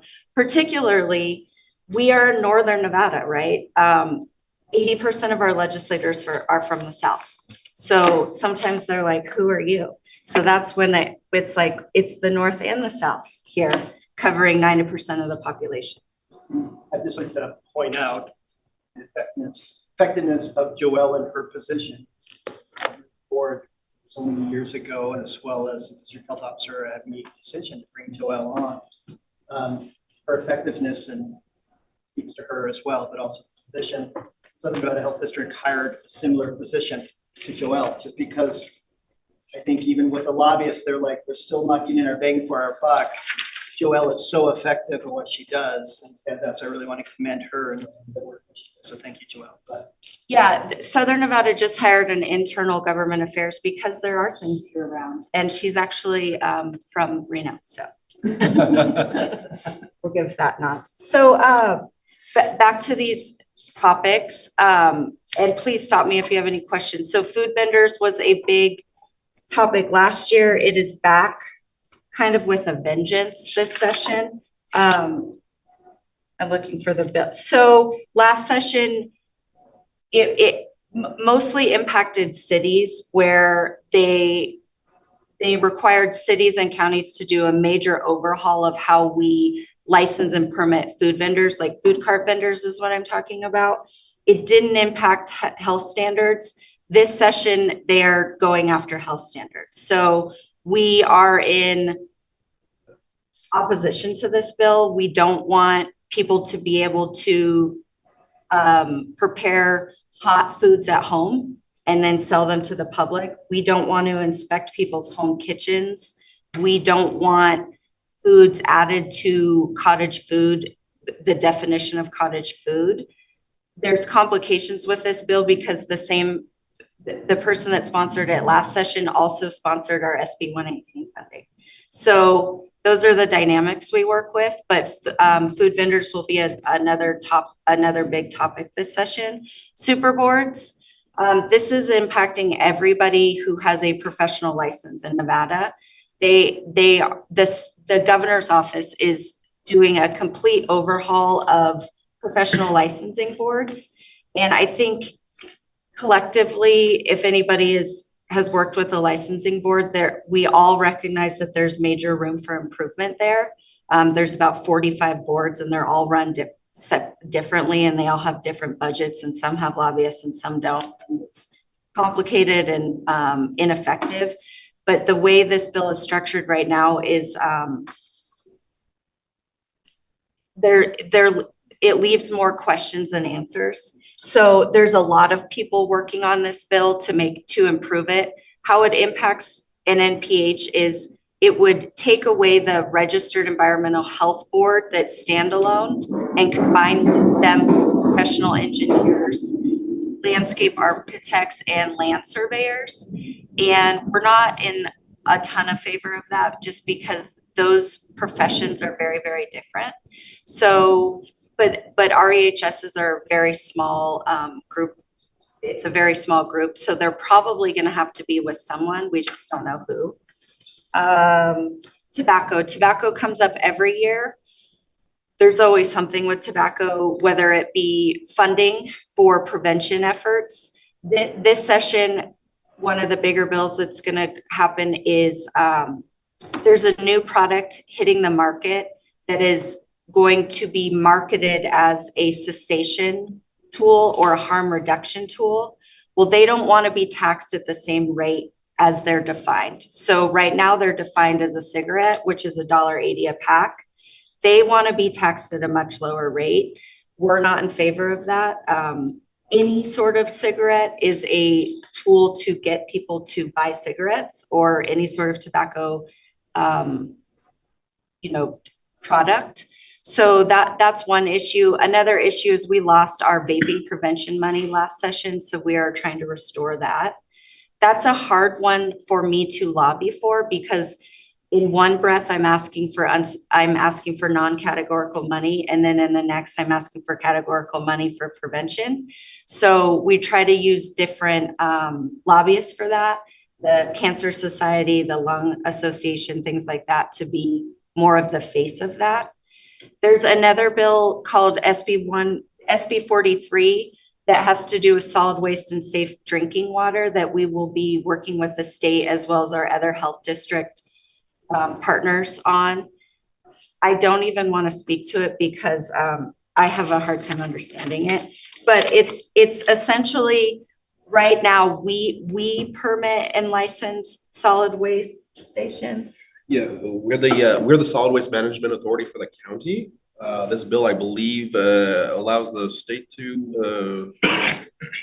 So the state claims that it doesn't impact us, but we're not sure if that's true, the way that it's written right now.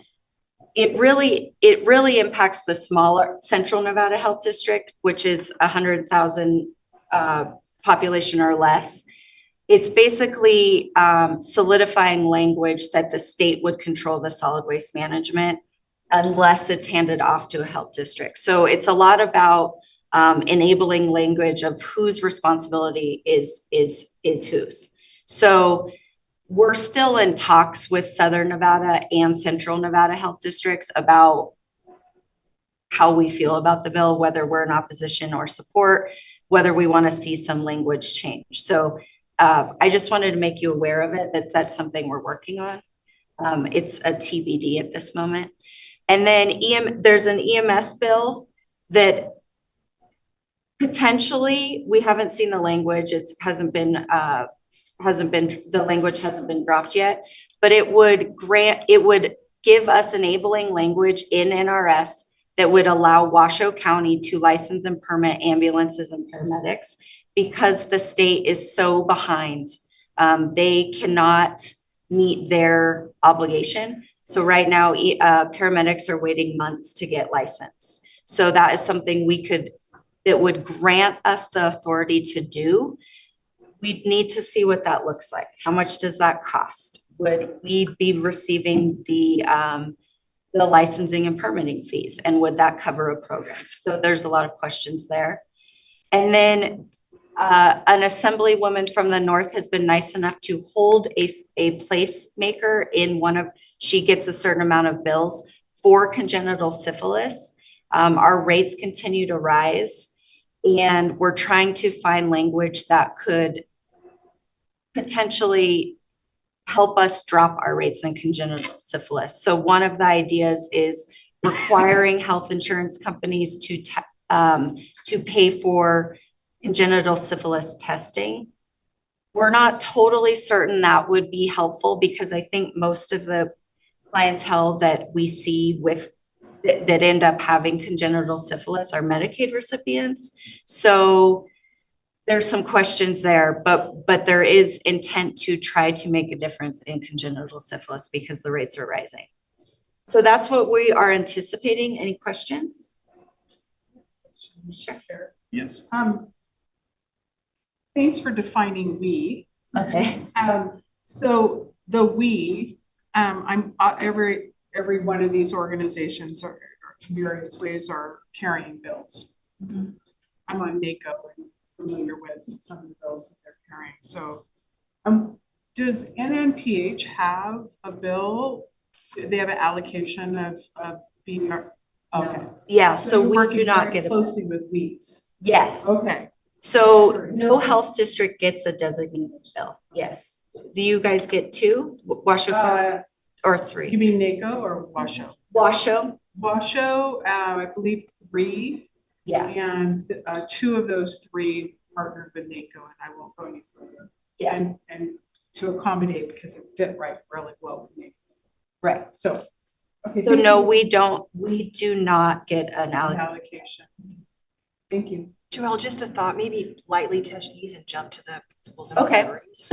These are just things we're looking out for when we go to engage in a bill. Is it an unfunded mandate? Is it losing our local authority or our health authority? Is it putting public health in jeopardy? Are we going to lose funding? I always put funny business up there because you never know. So that's what we look out for. So these are our legislative principles, and this is what you'll be taking action on today. So this is because I can't go to the board every day and tell you what's happening. We only meet once a month. This is kind of how I guide myself down there of what we engage on, what's important to us, how I prioritize my time. And this is how you know that, you know, I keep in mind our values and our strategic plan and our priorities when we engage. So we try to always get along with the cities and the counties, both north and south. So I have good relationships with City of Reno and Sparks and Cadence at the county. We try not to step on each other's toes. Nobody wants to give somebody else an unfunded mandate, things like that. So this is how we work. And then these are in your packets. And then these are our priorities. So this is kind of how I use my time. I would say, you know, 90% of my time last session was for the Public Health Improvement Fund. And then everything else came after that.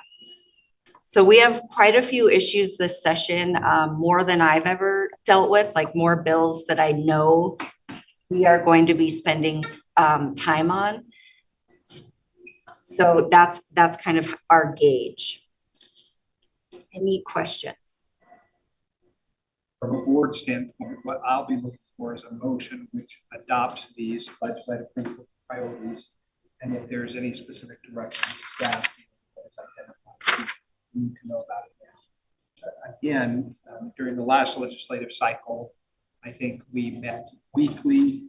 I suppose there were moments where it's more than weekly, meaning the we that I'm defining there was Ms. Gutman Dodson, myself, Mr. Dare, the chair, and then the district health officer as the need arises. Of course, if there is an urgent need, and we have the ability, of course, to call a meeting as needed.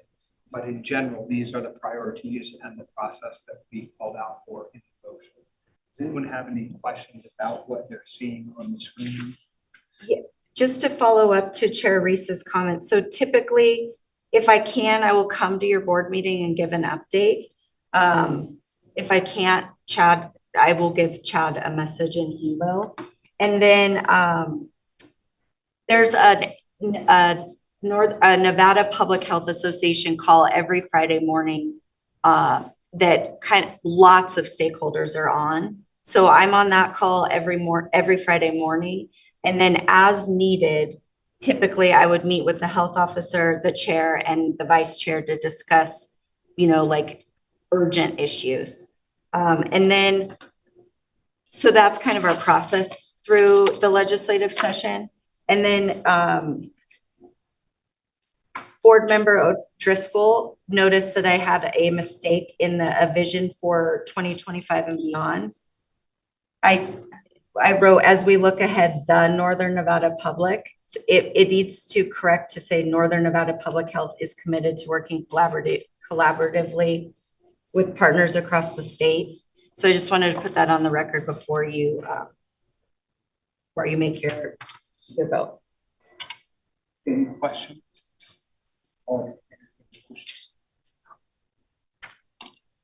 Chair, I'll make that motion with the amended language in the vision for 2025 and beyond. A motion by Mr. Driscoll, second I'll second. from Ms. Admiral. Any additional questions or comments at this time? Hearing none, I'll call for the question. All those in favor, please signify by saying aye. Aye. Any opposed? Motion carries unanimously. It's gonna be a great session. Chair Reese, we wanted to take a minute for this conversation, board composition. I think it's a little bit of background or maybe a little bit of conversation, but I'll pass it to you. Yeah, thank you so much. I included this because it has been a topic that's come up more than once in my time on the body. Our current board composition is structured so that each of the entities make appointments both of individual elected members from the respective agencies, the county, the city, Park City, Reno. Each of those also make an appointment, and then collectively we have a 7 member that is appointed. And I think that's done by acclamation by the entire board. In any event, there has been discussion, mostly in public forums, as we've been out doing a lot of listening sessions about whether the board composition will change, meaning would we add persons to it. One of the senators from Southern Nevada is particularly interested in this, and perhaps not interested in us here in Northern Nevada, but is interested more broadly in the concept of expanding health districts to include what they believe is a more diverse background or set of persons to be on board, which might mean the board would go not from the current 7 members, but 11 or 27 or 382. In any event, it's really out of our control. It'll be something that Ms. Gutman-Dodson will keep us advised of. But I just wanted you all to know, very specifically, an example was given that the board currently lacks a member with a specific background, like a restaurateur, for example. We are great at having electeds. Mr. Brown represents a very intricate historical skill set about EMS, fire, paramedic, all that side of the house. And then we have had Dr. Danko and now Dr. Eduarde, who are helpful on the real hardcore medical. And so I just wanted to put this out there. We don't really have to have a lot of conversation today, but that is really the board composition. It's statutorily set up as it was originally done. And so I just shared that to see if anyone had questions.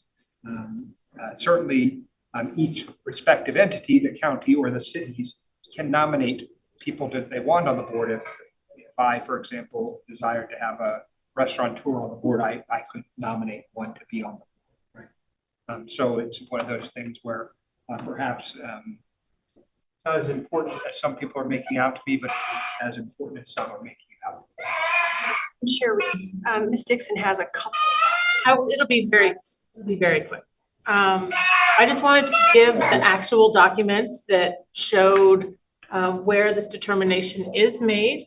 The board action and responsibilities are actually come from 4 documents. RS, our interlocal agreement, and then we have bylaws, and then the policies and procedures.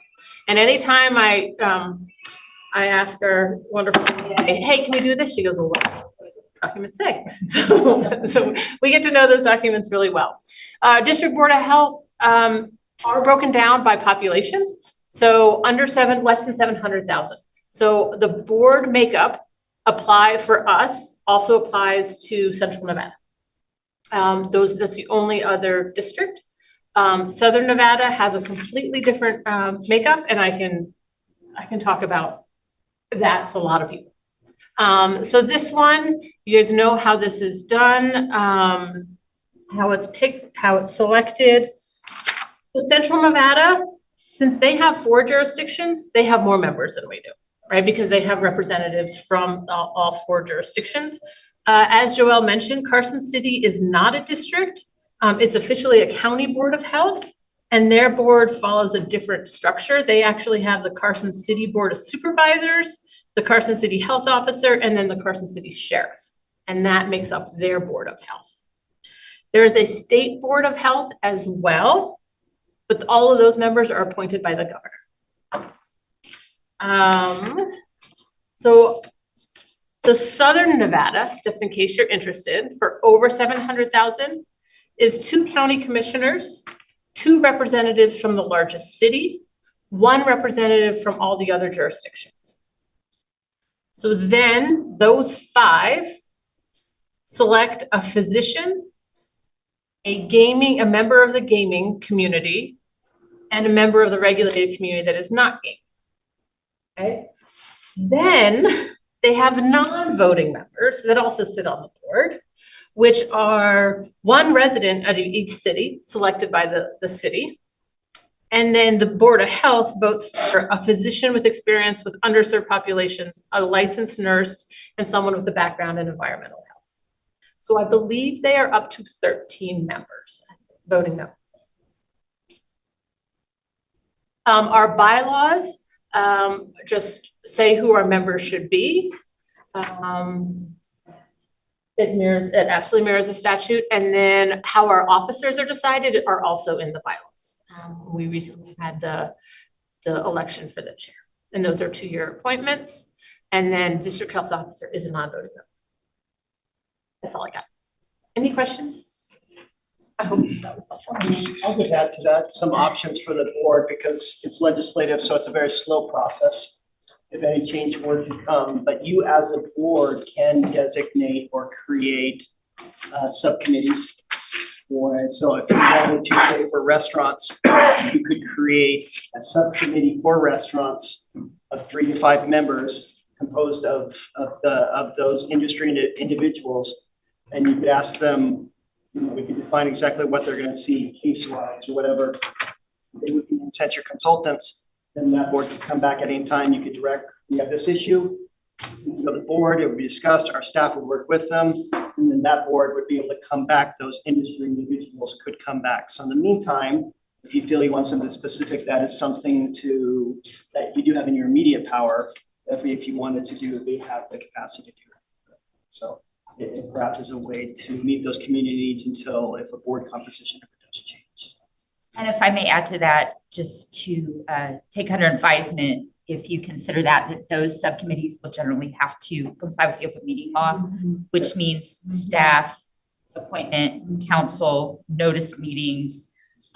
So there is, it's not informal. It would be an advisory board, essentially, much like some of our other boards. So there is a personnel cost essentially associated with the creation of those subcommittees versus reporting and the type of information that you already get at meetings. So that's just something to keep in mind. For my part, I'll just share with my colleagues and for staff, we're doing fine where we are. We've got great board members engaged.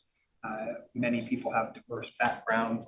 I just want to give you some background because A, it's been a topic of conversation of late, which is not always a good way to be blown about by the wind just based on what conversation you're having.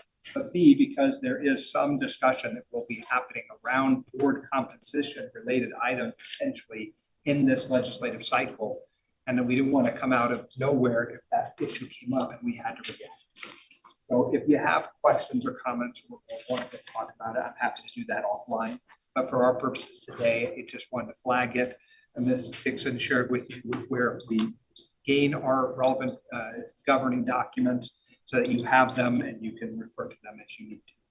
Mr. Chair? Yes. Is it possible, whether it be Ms. Dodson or Mr. whoever the appropriate person, to actually keep us apprised as the legislative process goes through of what that may look like.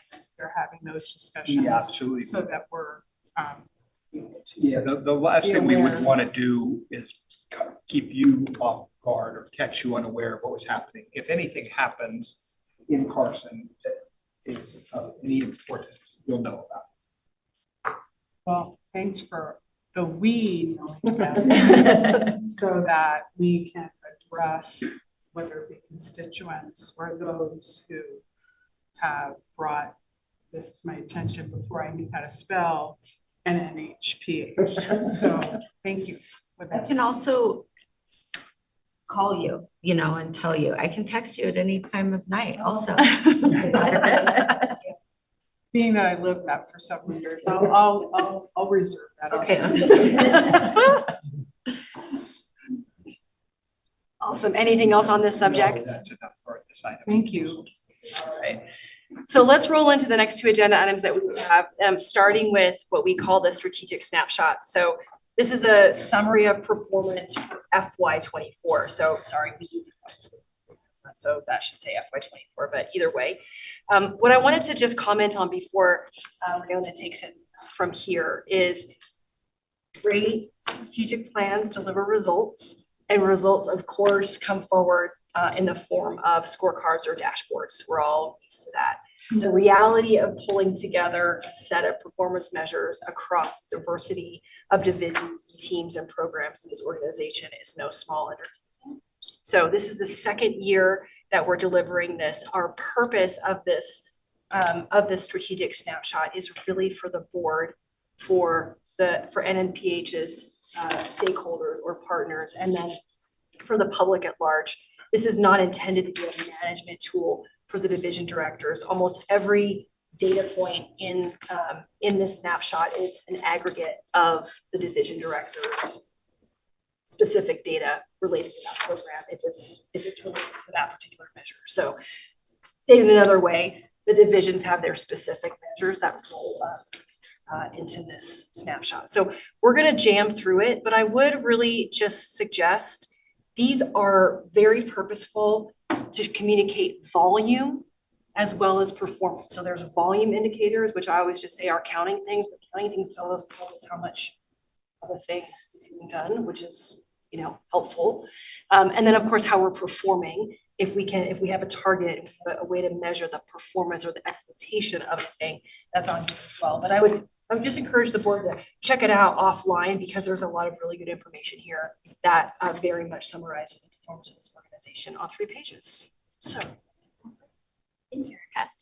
So let me give you some context about our snapshot. As Erica mentioned, last year was our first year rolling out our snapshot. And really it's twofold. We have this snapshot so that we have the opportunity to share the impact that we're making in the community with our stakeholders and with the public. And then we also have it for an accountability purpose. And in terms of accountability, where you see that come through is through our performance management reports that you get quarterly.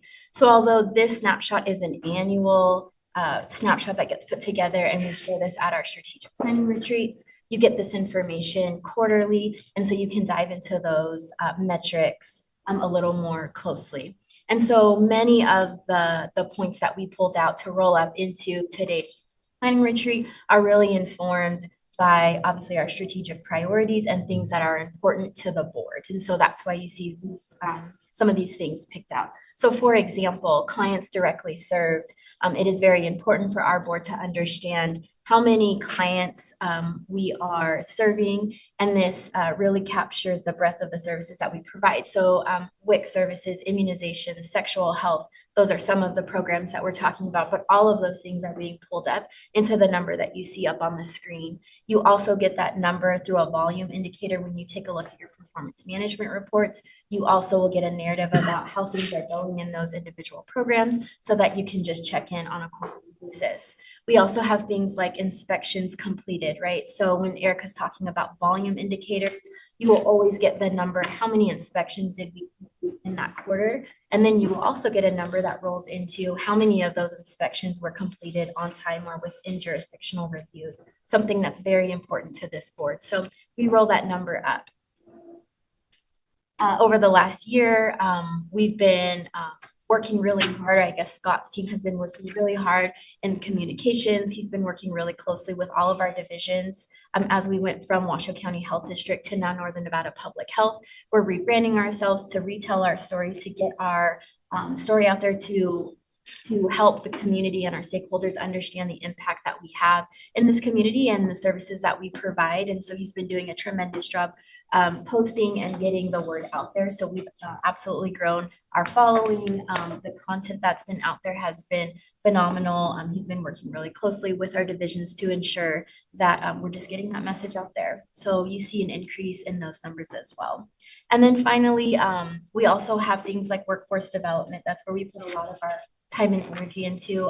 Our workforce is one of our biggest assets here at NNPH. And so we're keeping this board apprised of where we are at in terms of full-time employees, our retention, our vacancies, programs like our onboarding program to ensure that our employees are engaged. We're always taking a look at employee engagement and morale to ensure that we're building a positive culture around NNPH. And so that's something that we certainly invest in. So these are some of the metrics that you see with Snapshot. But again, if you want more context, I would definitely encourage this board to take a look at your performance management reports, because that's where you'll get a lot of the information about what we include in our snapshot. I'll take any questions that you might have. Mr. Chair. Yes. I have a quick question. I really appreciate you sharing about the, aggregate and that each of the divisions or departments summary.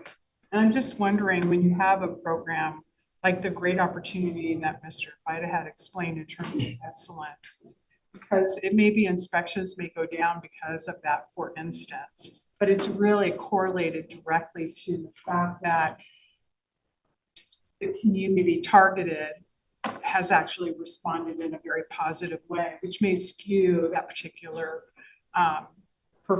performance piece. And I'm just wondering, how will that come out in the individual department then? So yeah, because if it gets rolled up, I'm just looking at inspections completed, and if you do year over year and you start moving in this strategic plan in terms of having a line to goal versus the actual departments rolling up in aggregate, it may look like something is not performing when in fact it is. Yeah, that's a really good question.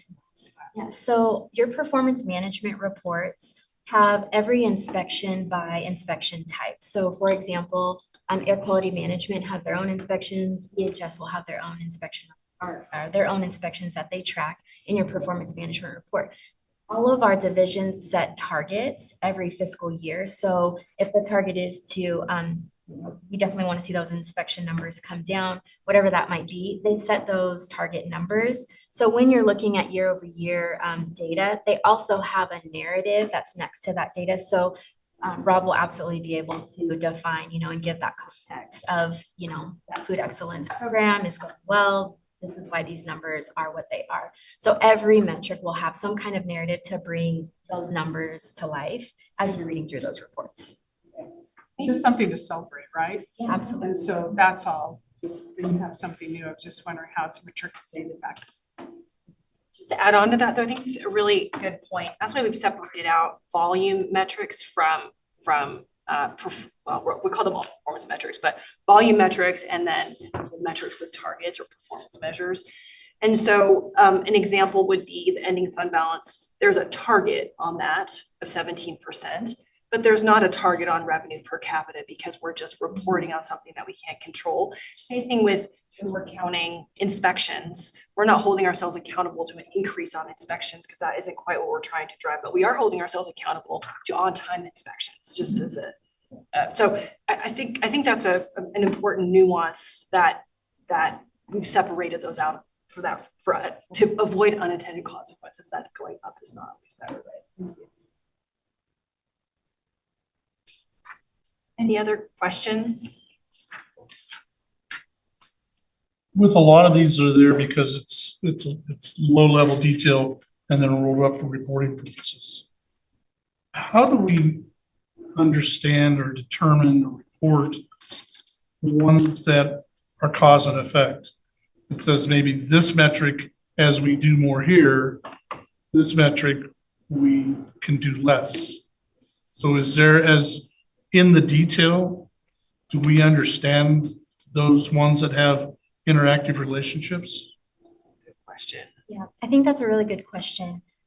Starting in fiscal year 22, we started capturing data in our performance management system so that we're able to take a look at trends to be able to give the board context about those very things that you're talking about. I think that we're getting better with our data over time, and I think we're just now to the point where we can start to take a look at those trends. There are some things where you can say cause and effect, but cause and effect is also a little bit hard to suggest. I would look to my epi team and our clinical team, because there are different variables that are hitting us throughout the year or the fiscal year. But we are taking a look at trends where we're able to say that this is cause and effect. We do pull those things out and we put that into context when we're writing our narratives each quarter in those performance management.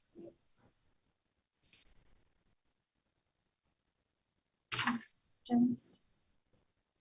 I'd like to just make a comment. Kudos to y'all for doing that. So it's a lot of work. You know, we only get to see a snapshot and the hours and hours that go into it. I also think it's a great resource to have you all look at, you know, where things are at, and I think it opens up a lot of discussion. So I just recognize the dashboard snapshot. That's a lot. So thank you.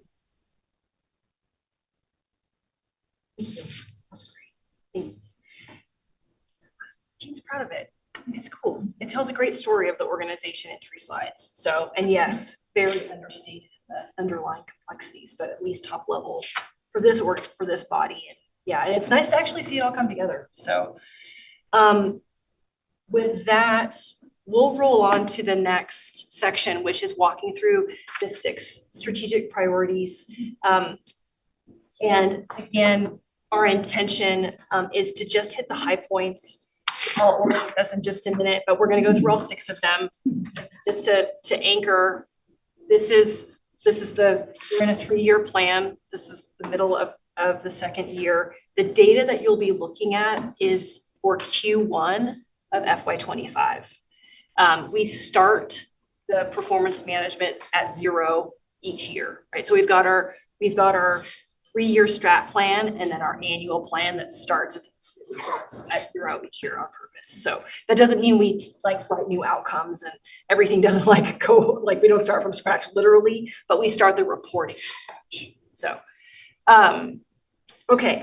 And I'm going to orient this slide, and then we have various division directors that are going to hit the highlights on this for us. So just from what you're looking at, on the left-hand side of the slide is our strategic priority, the priority statement, and then quick summary of red, green, yellow of our outcomes. So our strategic priorities are our where, our outcomes are our what, and then underneath that, or in association with that, are our district goals. So we have 3 of them. Sorry, let me start all over. We have strategic priorities and we have district goals. Under the district goals are outcomes. I should organize the slide differently, but it looks better this way. So that's why it's that way at any rate. So the outcomes are the what in concert with the goals. The outcomes have measurable quant-based measures where possible. And then underneath that are initiatives, which are our hows. So that's what's going on the left-hand side. On the right-hand side, we've pulled out some of those performance measures or those outcomes to highlight, as well as some other items that may be initiatives that need attention and where the focus is for FY26. I just want to mention this in no way, shape, or form highlights everything. So particularly for staff that may be listening, this is just we're just picking out a couple of key points. That doesn't mean that all of what we're doing. With that, Lisa. Hi, so, and I that's right at the beginning of I'm going to provide you a snapshot of outcomes of these priorities for healthy lives. The district goals you can see up there include promoting healthy behaviors, promoting preventive health services, and improving access to healthcare. The outcomes indicated are for first quarter of fiscal year 25. And we have several highlights at the top right, which I will go over with you. So I first want to bring your attention to the 4th one on the list. 91% of foodborne, vector-borne, vaccine-preventable disease and disease of unusual occurrence and cases investigated within a designated timeframe. These timeframes are either same-day follow-up, next-day follow-up, or follow-up within a week based on the disease being reported. So we are currently at 91%, and our goal is 100% of cases being investigated within a designated time. Staff capacity has been a challenge, as well as when those labs come in and what day it was captured. So example, a lab comes in on a Saturday and staff do not receive it until they're here Monday morning. So what we're looking at to improve this is a better way to capture and account for after hours timeframe. Because it's no fault of the staff that a lab came in late Friday and they weren't able to record it until Monday morning, even though they worked on it right away. So Nancy's team is working on a better way to capture that and tell that story. I would like to highlight some outcomes. First, increase in the number of multifamily housing properties with smoke-free policies. Staff worked with a new Reno Housing Authority property on their smoke-free and vape-free policy in Q1. Implementation of the policy will continued in Q2 and is ongoing. Secondly, quarterly education of messaging delivered to seniors related to fall prevention. Staff worked on social media boost and distributed night lights and educational materials. And lastly, increase in the number of clients and community members with navigation of community resources. The number of clients receiving services from our community health workers just continues to grow. And we're very proud of that. In addition, community clinical health services, we're now billing for CHW services. And that's been through a lot of just trial and error, but we continue to grow that. And again, we're very proud of that. There are some outcomes that we need to continue to give attention. First, reaching residents about the impact of secondhand cannabis smoke exposure. Staff spent the first quarter of fiscal year 25 assessing the landscape of the dispensaries in Washoe County. The second quarter was spent providing need-to-know cards and preparing social media posts. And we'll see that reach increasing in Q3 4. For the second goals, indicated under needs attention, the TB cases we've had this fiscal year were not confirmed with a NAT test, and they've had low bacterial load. So it may look like we're not meeting that, but it happens to be the cases that we've had this fiscal year. And it's forced staff to rely on clinical presentation to work those cases. And this is another one that we may adjust the goal of how it's reported in the future to account for these types of situations. I'll end with the focus for fiscal year 26, which will include community partnerships and customer service. Rihanna will talk here in a little bit about partnerships, community partnerships, but NMPH continues to work on improving our customer experience. That's a priority for us. One example is how do we meet the needs of our clients? We will continue to offer walk-in services and adjust those services based on community needs. We've really this year looked at, we had our walk-ins kind of blocked together and looking at when people were coming, we're like, no, that doesn't work. So we changed that and have them like sporadically throughout the day. And we look at like what day do walk-ins, what are Mondays more popular for walk-ins than Wednesdays or Fridays? And we make sure we increase our availability on those days. In addition, CCHS has our annual customer service survey coming up in February. And we use that data the data that comes out of that to guide our services and what our clients are looking for and what they want.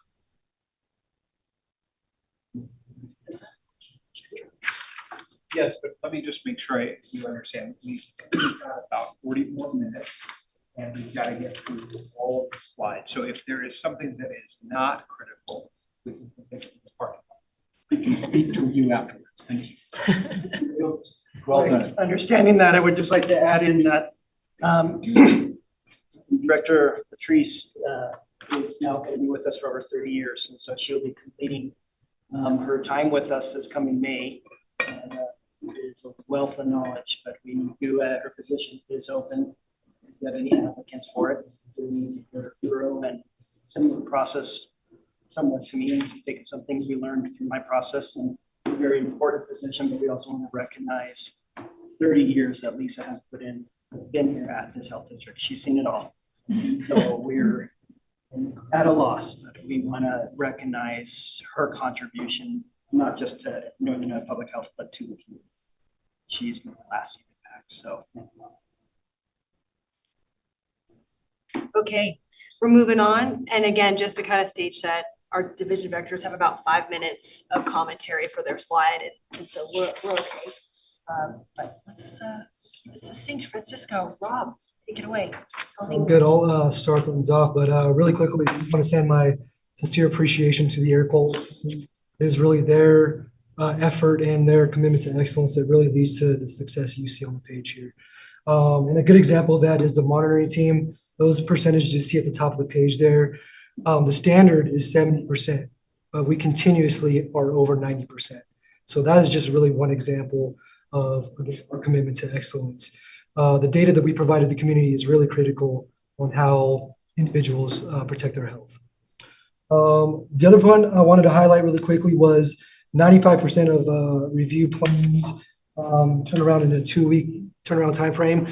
Again, another part where we put a tremendous focus in making sure that these plan reviews are turned around in a expeditious timeframe. We do have concerns, though, that we're not getting all the plan reviews to us. We're about 3 steps deep in the process where, again, people are making decisions whether or not we see the plan review. So I think we're missing some.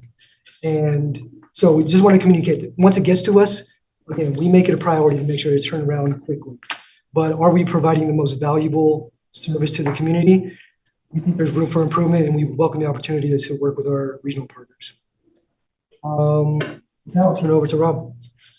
So on my end, I kind of did want to highlight a few of EHS's successes. Our residential section for septics and wells, they have a 98% turnaround within weeks. And the other thing that our staff does really well is the educational component. We've, between Francisco's group and ourselves, we've held 21 educational outreach events.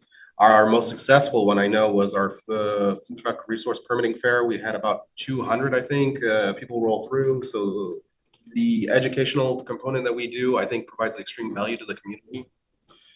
Some of the things I think that are in need of attention is kind of improved data collection. A lot of, I think, Francisco's and mine's struggle is some of the data is not our own, especially in terms of building data. Sometimes accessing that and doing analysis for customer service or process improvement becomes slightly challenging.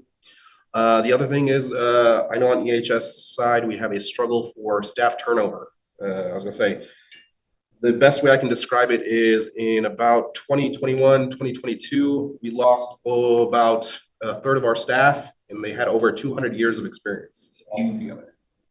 Recently, we lost a quarter of our staff, and we had about 50 years of experience. So we're losing our high experienced individuals, and we're getting lower experienced individuals, essentially. About 75% of my staff have less than 5 years experience on the job. So, and this turnover is actually on track with, I think, some of the national trends as well. So that is a concerning trend in terms of our workforce. I know going forward into 2026, our goal is going to be kind of pushing the customer service piece and also finding those opportunities for efficiency.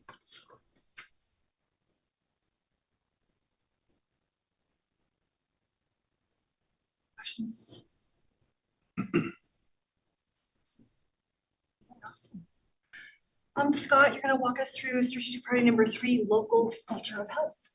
Yeah, thank you. I'm Scott Oxroy. I'm the communications manager here at Northern Nevada Public Health. I'm going to give you a breakdown of just our number 3, local culture of health. It includes communications, but it also includes a lot of our services in EHP, so epidemiology and our dashboards that we have and educating the public with data, and also vital statistics, so birth and death records. I'll move to the highlight. Well, the district goal is really just making our information. We have so much information. We have so much data.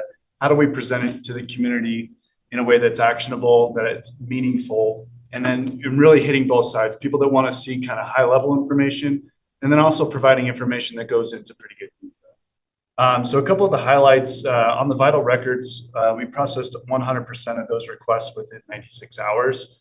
To give you a scope, in FY24, there were over 52,000 requests for vital records. If you break that down per week, obviously that's over 1,000 a week, couple hundred per day.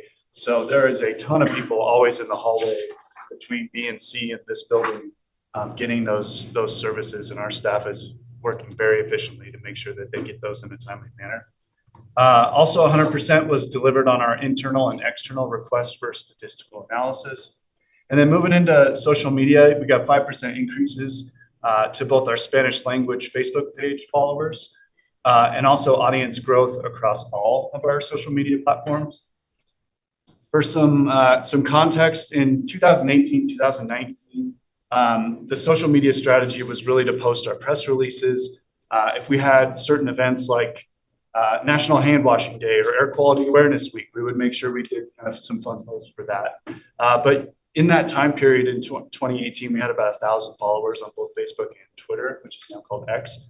To give some contrast, just the work we've done the last 5 years, we have close to 13,000 followers across all of our platforms. We've added LinkedIn, we've added Instagram. We're trying to do more communication, but also the type of content. Our voice traditionally in government and public health is, these are our recommendations, here's the data, do with it what you will. We don't always get the engagement we want with that methodology. So we try to be a little bit more creative in our content. We get a lot of our engagement through Reels, Instagram Reels.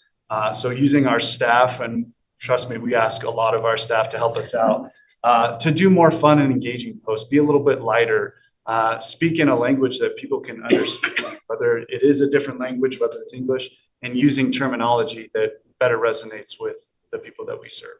So that's been a big emphasis we've had on social media, and we're seeing a lot of help with that. A lot of that, again, is to our staff, but also I have a team of 3, although we're at 2 right now. We've just lost Noah Glick, but Yara Diavola has been an absolute godsend for this organization. She's really taken our social media to another level. And then a couple other highlights here. Implemented public information campaigns designed to promote health equity and reduce health disparities. Anything for the Gym is a program that we spent a lot of time with cross-divisional. That was a specific health and wellness campaign. We worked with a local partner and we targeted African-American women and other minorities just to try and stay engaged, keeping our thoughts on health equity and also physical health. Actively engaged in local policies to advocate for better quality of life in Washoe County. Brought in an NPH outreach again to LinkedIn, like I said. Our website recently changed from in August 2023 when we moved from Washoe County Health District to Northern Nevada Public Health. We're seeing more page views as a result of that. A lot of that is because we did sink some really good advertising money into promotion to let the community know about not just the change, but our services. So we're still seeing a lot of really good results from that. In need of attention, the one critical that we had was actually kind of a byproduct of our success. We have a target for 10% growth in our engagement of our social media posts. In FY24, we had 146% growth in that category. So trying to get 2.5% each quarter on top of that has proved extremely difficult. We did have a lot of paid media campaigns on social media going towards that. So we saw some inflated engagement, which is good. That's what those funds are designed to do. But in terms of organic posts, like things that we don't put any money behind, just our own resources, we're still trying to work our way back up to that. Focus on FY26 is always going to be customer service, especially with communications. Our media relations strategy is 100% customer service. Our journalists, I'm trying to serve them. I want to make their job easier, give them the story ideas, provide the interviews, set up B-roll opportunities so they can shoot and get different visuals out to our community. So we're always going to do that. And then internally, with our internal newsletter that we started last year, trying to serve our employees, letting them know what's going on. So that is, I'll take any questions if there are any.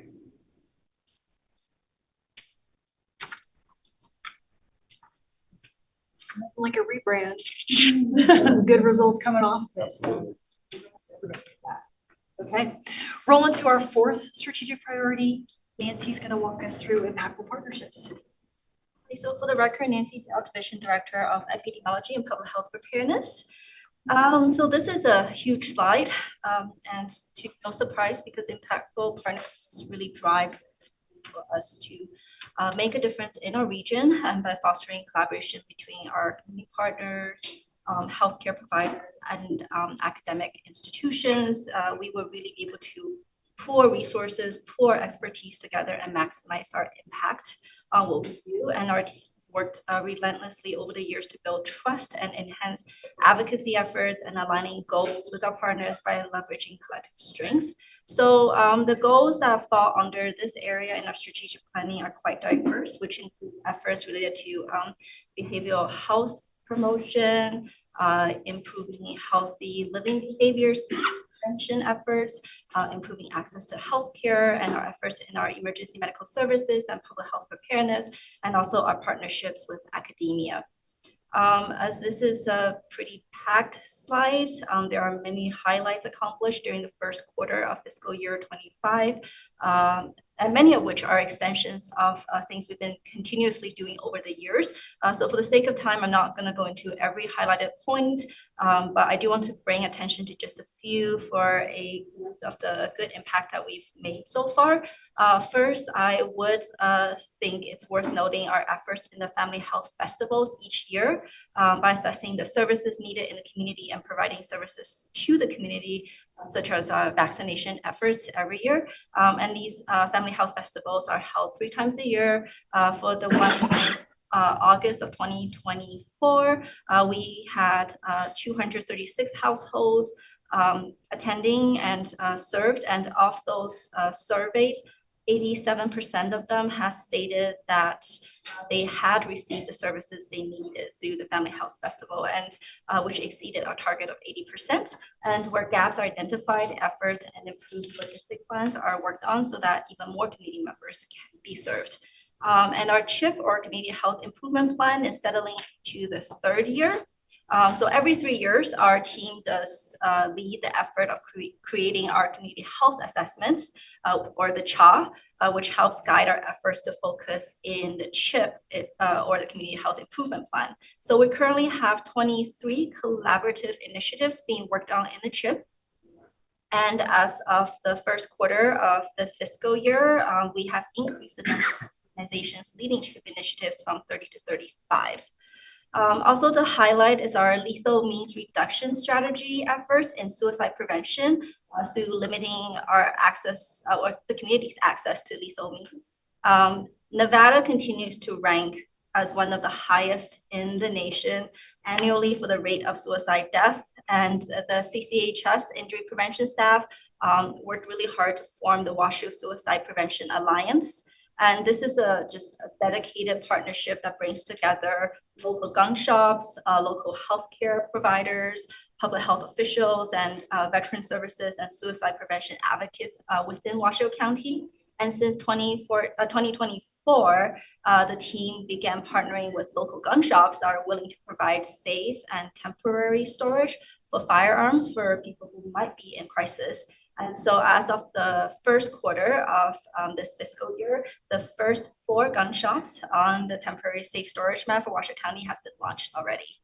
I also would like to highlight our efforts successfully executing regional preparedness response exercises every single year. Our team worked relentlessly with healthcare and community liaisons year to year to prepare for these low incident, but potentially high impact events that could have devastating effects on the community. COVID is a very good example of how we came together because we've been preparing for PAWS every year. In the spring of 2024, we had a successful full-scale chemical exercise executed. And in the fall of 2024, we had a cross-border ChemPack exercise completed. And not to mention, the food pod that our immunization team does with us every single fall. So valuable lessons learned from these help us better respond collectively to future incidences. And then finally, I would like to show that we've taken really great strides in our academic health department work with UNR School of Public Health, which includes establishing our streamlined coordination with the school in terms of internships that will benefit our current and future workforces of public health. We have also successfully started recurring internships in statistics for the first time in the summer of 2024 through doing a trauma data registry, big data cleaning analysis internship with our EMS program. Areas that need attention include some items that we had to wait a little longer in completing due to things such as staffing turnover or shifts in priorities, such as in our EMS strategic planning. Also, the 2 deferred items in this listed for fiscal year 25 Q1 are actually now very well underway as of Q2, including our jurisdictional risk assessment strategy initiatives, which is actually now completed as of Q2. We also will continue to focus our work in health equity through reviews of policies or laws as we enter into the legislative session. When Assembly Bill 266 was passed in the previous legislative session, that required us to work on language access. NMPH immediately worked on completing 2 rounds of translation with all divisions for updating documents in language preferred by the community. Word in AI translation services was also introduced and adopted in addition to the language line for in-person appointments. And this is just one of the many cross-divisional projects that the health equity team has been working on throughout. So looking into the future, ultimately partnerships are not merely a strategy, but a necessity for addressing the interconnectedness and global nature of public health challenges. And as we all know, collective action leads to better health outcomes overall. And I'm happy to answer any questions now or later. Real quick, just a few comments on that. Sometimes every industry, we love our CHAs and our CHIPs. So CHA is Community Health Assessment. Previously, historically, it depends. It's either done every 3 to 5 years. Because we are now partnering with Renown, so all nonprofit hospitals have to do a community health assessment every 3 years. So we're not duplicating that process. We are beginning to work with Renown on the next community health assessment. That includes surveys, workshops with the community, and then it gives you guys a snapshot. And then from that, we develop the community health improvement plan that we follow for the next 3 years. So that's in process. If you haven't seen the SIL, we are Public Health Accreditation Board, the FAB, which we tend to say we'll throw that out FAB, but we are FAB accredited. It's a serious thing that started about 10, 15 years ago that really streamlines public health, makes us have standards, makes us more likely, helps us be able to present that, yes, we're FAB accredited, so we're great for this grant. And that's something we maintain too, or we're through the process of our next reaccreditation on that. I just wanted to, historically, if you're not familiar with those are the things that go on, and Ray's team heads those up, and part of that process is with that. So I just wanted to give a little.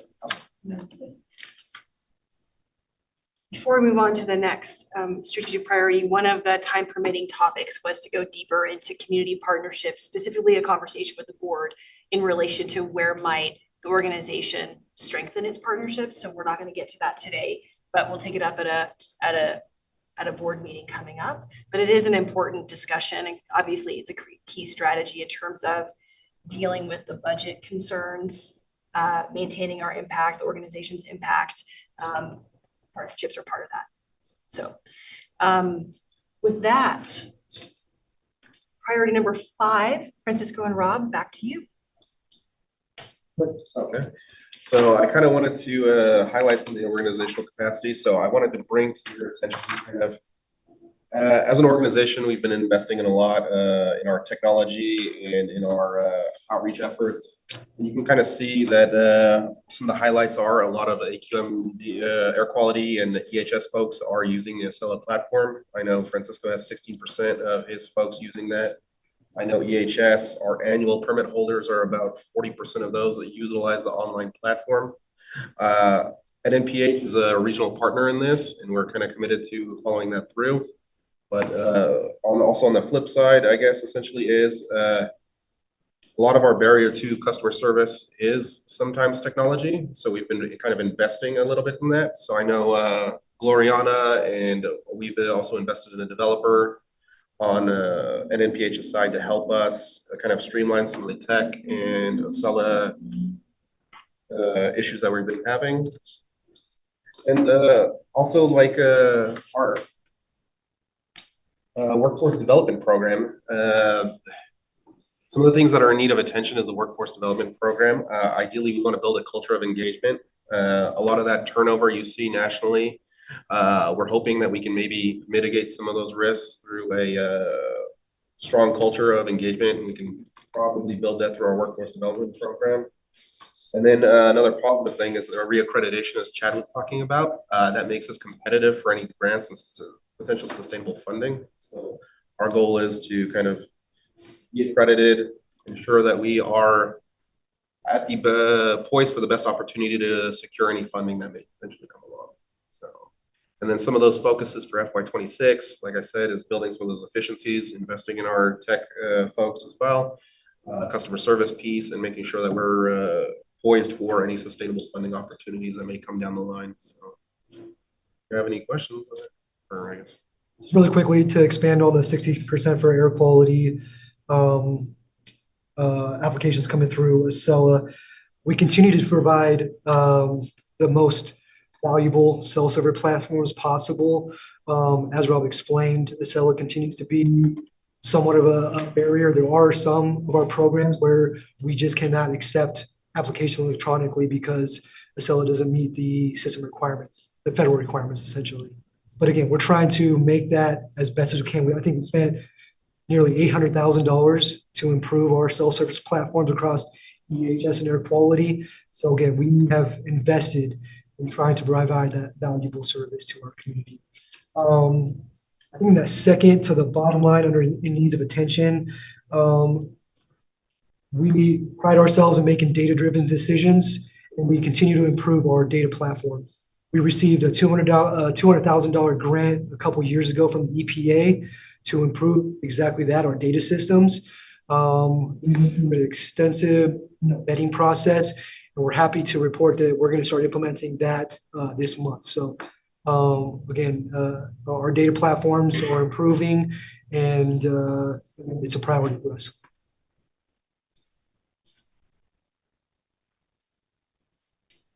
Questions? All right. 6 priorities, back to Jack, financial stability, some highlights. So the goal for this one, update NNPH's financial model to align with the needs of the community. I think we've been pretty dynamic, adapting to whatever's hit us over this last couple of years. The highlights were 100% compliant with purchasing and contract procedures maintained. The world that we operate in government, fairly esoteric. There's a lot of unwritten rules. There's a lot of complexity. It really requires subject matter experts. And I'm fortunate that I have an unbelievably brilliant team that helps navigate whatever situations pop. So we are compliant, and I think that we're as close to watertight as we can be. 100% of grant compliance maintained, 100% cost recovery for air quality permitting compliance programs and vital record services maintained. And then 12 different insurance products that we are contracted with to provide billing services.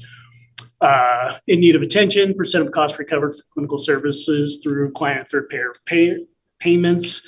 Insurance products are really complicated to deal with. Most of what we deal with is Medicaid. Medicaid rates are so far behind that they're basically immaterial at this point. But we have faith that we can get to a better place in the future. And then in need of attention also, we have already discussed increasing the % of cost recovered for the EHS fees. And then for 2026, efficiencies as well as sustainable funding.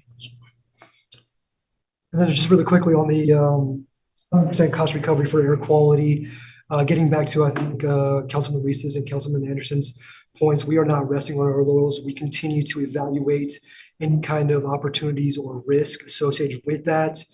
It is unfortunate that when we went through the fee assessment, Corn Ferry happened the following fiscal year. So again, we continue to evaluate what the impacts of that are, but be rest assured that we continue to evaluate those opportunities and what risk may lie there. Even before that, we continue to do an organizational assessment as far as where are we spending our resources and are they being used in the most valuable way possible. Jack, I have a question. We talked about with changing fees, it's about an 18-month window. As we're doing that, are we building in the potential for inflators over time to where we're gonna have to go back and start over again?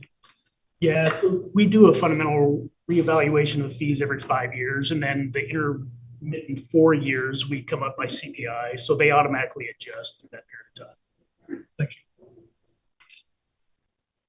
Erica, we're going to skip the community partnership portion of the conversation that we reserved for some time that I want to move front for, so we won't go into that. We'll end with the 2026 program. So I'll pass it to Dr. Kingsley, but just as a tee up, we have an existing plan that Dr. Kingsley stepped into. It's great and interesting at the same time. So what we wanted to make sure that we made space and place and time for is where is the focus for FY26, putting attention on that from his perspective, but also with an understanding that you can see all the different priorities, initiatives, outcomes, metrics, all the stuff that's in place. So I always like to say, if we were able to, make the font bigger, what would we make it bigger? And so with that. Thank you. I do want to recognize that while we have challenging times in front of us, I think we're at a great spot. And perhaps better than some of the places, many other places, just because of the prior work that has been done. The foresight and working towards that. So we have so many possibilities in front of us. So in this last few things is known by some staff. So since we are a little bit more casual today, I'll take this moment in this public record.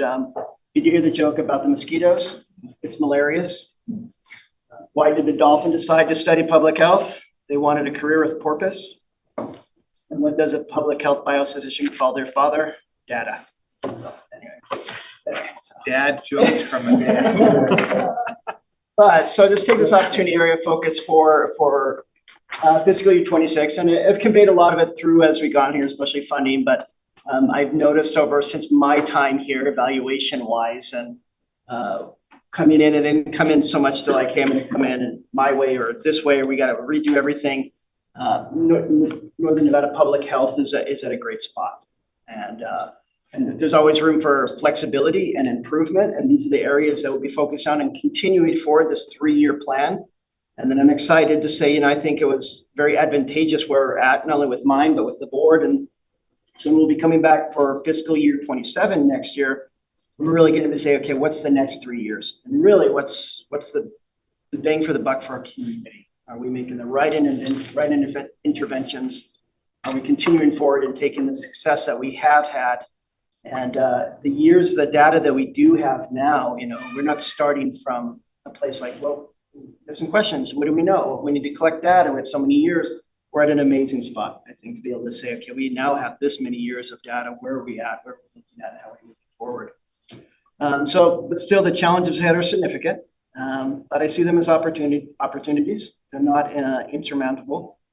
With our strategic vision, I think from our team and our Board of Health, our innovative thinking and collaborative action, we can emerge stronger and more resilient and better prepared to make impactful decisions for our community and really improve the health so that we continue to thrive. So where we are, just a summary of what we've gone over as a health district, where we are in these points. So we have a looming fiscal cliff that requires immediate attention that we are already taking steps towards, and to maintain our solvency and sustainability. And we're addressing those. We operate on the lean production principles right now with staff, and but also work to make sure that the work-life balance is correct and that we're sustainable moving forward with that. And despite these challenges, we have core foundational services remain strong, where we always have the emphasis, and our commitment to the community is unwavering. And that's overall the career in public health, that's what it provides, that we get to be unwavering, we get to go home and know that even if the impact was small that day, it's long lasting, help our community be strong. So with that, our vision for and our areas of focus for 2026. So funding. In my vision, I see that as resilient funding.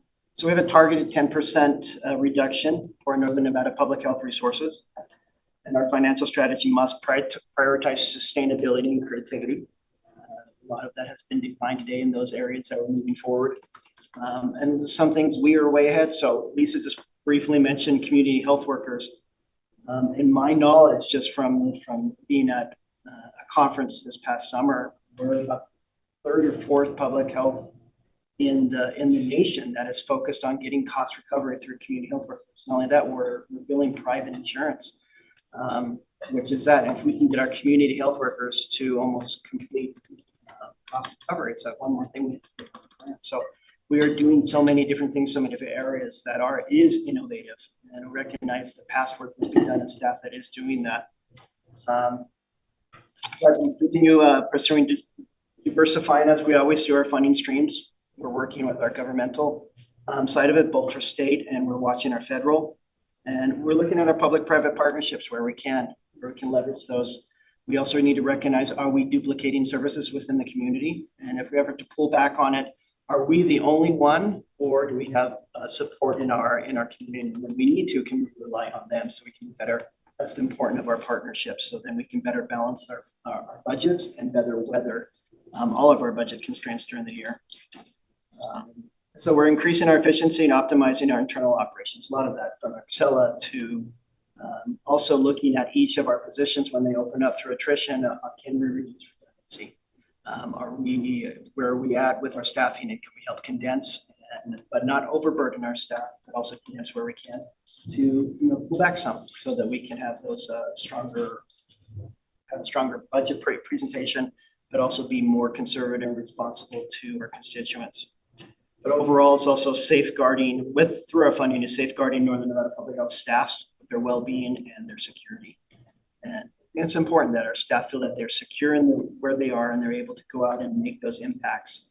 And so that's something directors and all our staff here that we are focused on and making sure that we provide our staff with the resources and need rest. Customer service is one thing I've identified for this past year and been very much involved in with our community is increasing customer service, but communication, collaboration, hearing what our community is saying, taking that, internalizing it, and making sure that we are making that impact and hearing what our partners are telling us. And we've made some great strides toward that and continue towards that. We are actively engaging our stakeholders. And local government, our healthcare providers, the organization, local business. Continue to improve our existing customer service, training and staff development to ensure respectful, timely, and solution-oriented interactions with the public. So, and I hope that gets conveyed to the public at how much we really want to be able to meet their needs so that they can thrive with that. But we also need to safeguard their safety, both at health and across the board, and also make sure that everyone can thrive here as families. Many people don't understand the economic impact we have overall in our community. If children are going to school, they're not staying home, parents don't have to stay home with them. How much does daycare cost in that sense? How much is lost productivity of somebody that is either sick or has to stay home with a sick child in our families or their parents or those processes. When we keep a healthy society, we impact the economy for the better. And I'd say it's a lot of the success we've had here in Reno and Sparks and the families because of those years of good health that we've had. We want to continue that and help leverage that for our future. Efficiency. So we're going to continue looking at efficiency not only with our staff, but also with invest in workforce tools, automated workflows, and shared digital platforms. AI is out there, but we are exploring everything for us. We'll continue to explore and discuss those topics, but also how do we continue to train our staff to make sure that they have the correct resources, knowledge, and experience we have a changing workforce, so we'll continue to work for that. Everyone is facing it. We'll face it together with it, and we'll find, what is our next stage for our workforce and use it as an opportunity. And lastly, our community partnerships, which are essential and important. But health begins with where people live, work, learn. So by filling community gaps that are out there, we're the last resource many times. We recognize those gaps, and we need to do those. So continue to address the root causes of health inequities and build partnerships with our healthcare partners, but also with our faith-based organizations and our public serving partners out there. Make sure that we are more collaborative and more communicative with them and being able to really enhance what public health is within a community. We want to maintain our targeted mandated initiatives to address specific needs. And when essential services are decreased, we have alternative outreach and engage the public and engage our public partners. So when we have to pull back during these times, we're not going to pull back and not forget it. We will be responsible and continue to do those services as possible while working together as a community. So overall, for fiscal year 26, where are we going? We're building toward a future of resilient services that can weather economic and social disruptions while maintaining excellence in public health. By embedding flexibility, equity, and innovation in our practices, we're going to ensure a safe, healthy work environment that balances work and life for our public health employees. We're going to safeguard the health and well-being of our residents during challenging economic years, and we're going to position Northern Nevada Public Health as a leader in forward-thinking public health strategies, responsive service delivery. I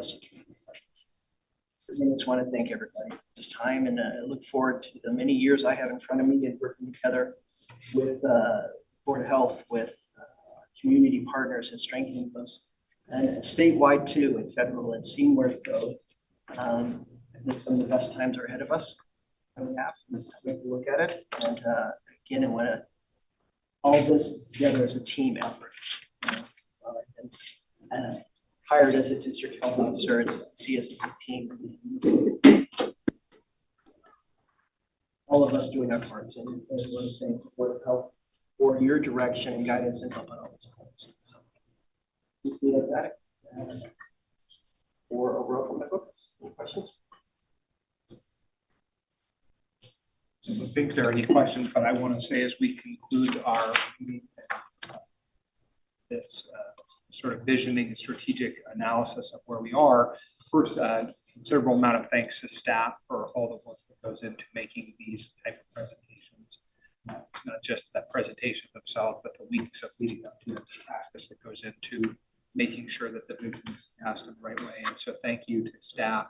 I certainly thank you, Ms. Olson, for facilitating the work that is done in a way that is meaningful to us as a board. And also, for those who are brand new to the board, and there's a lot of information that we received today, and it was received in a sort of like drinking from a fire hose type of thing. Understand that no one's expecting all of us to have all the answers or know everything about everything that we discussed today, but just gives you a way to hook into the data and some of the information. And as we continue to operate throughout the year, it'll give us a frame of reference. I appreciate all of that. And again, I think I speak for the entire team of our board. Thank you so much for all the presenters, all the information, that incredible amount of time that goes into making it happen. I thank you. Any other questions, comments, concerns? You don't want that. Mr. Chair, if I might. Yes, Mr. A perspective, some of you know my background, some might not, but I'm very impressed and overwhelmed by seeing this side of what you've done and understanding the detail that's there, understanding the intricacies of the leadership you're getting with Erica's help and what you've done and taking the time to create measurements. More importantly, taking the time to measure. Because now we've got a map and we've got ways to look at things where we can tell our public how we're doing and why we believe that to be the case.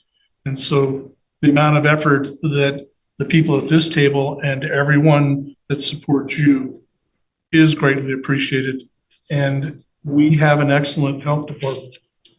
And that excellence will continue to raise its head and be able to speak to the excellence because of the level of detail and the work you've done. So thank you very much.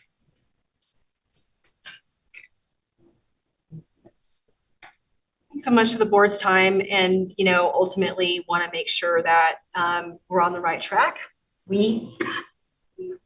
Everybody at this table, love that, and everyone that supports it, I like that too. And so you'll certainly let us know, chair and board members, if there's anything that comes up for you as we're heading into the fiscal. This is always continuing conversation.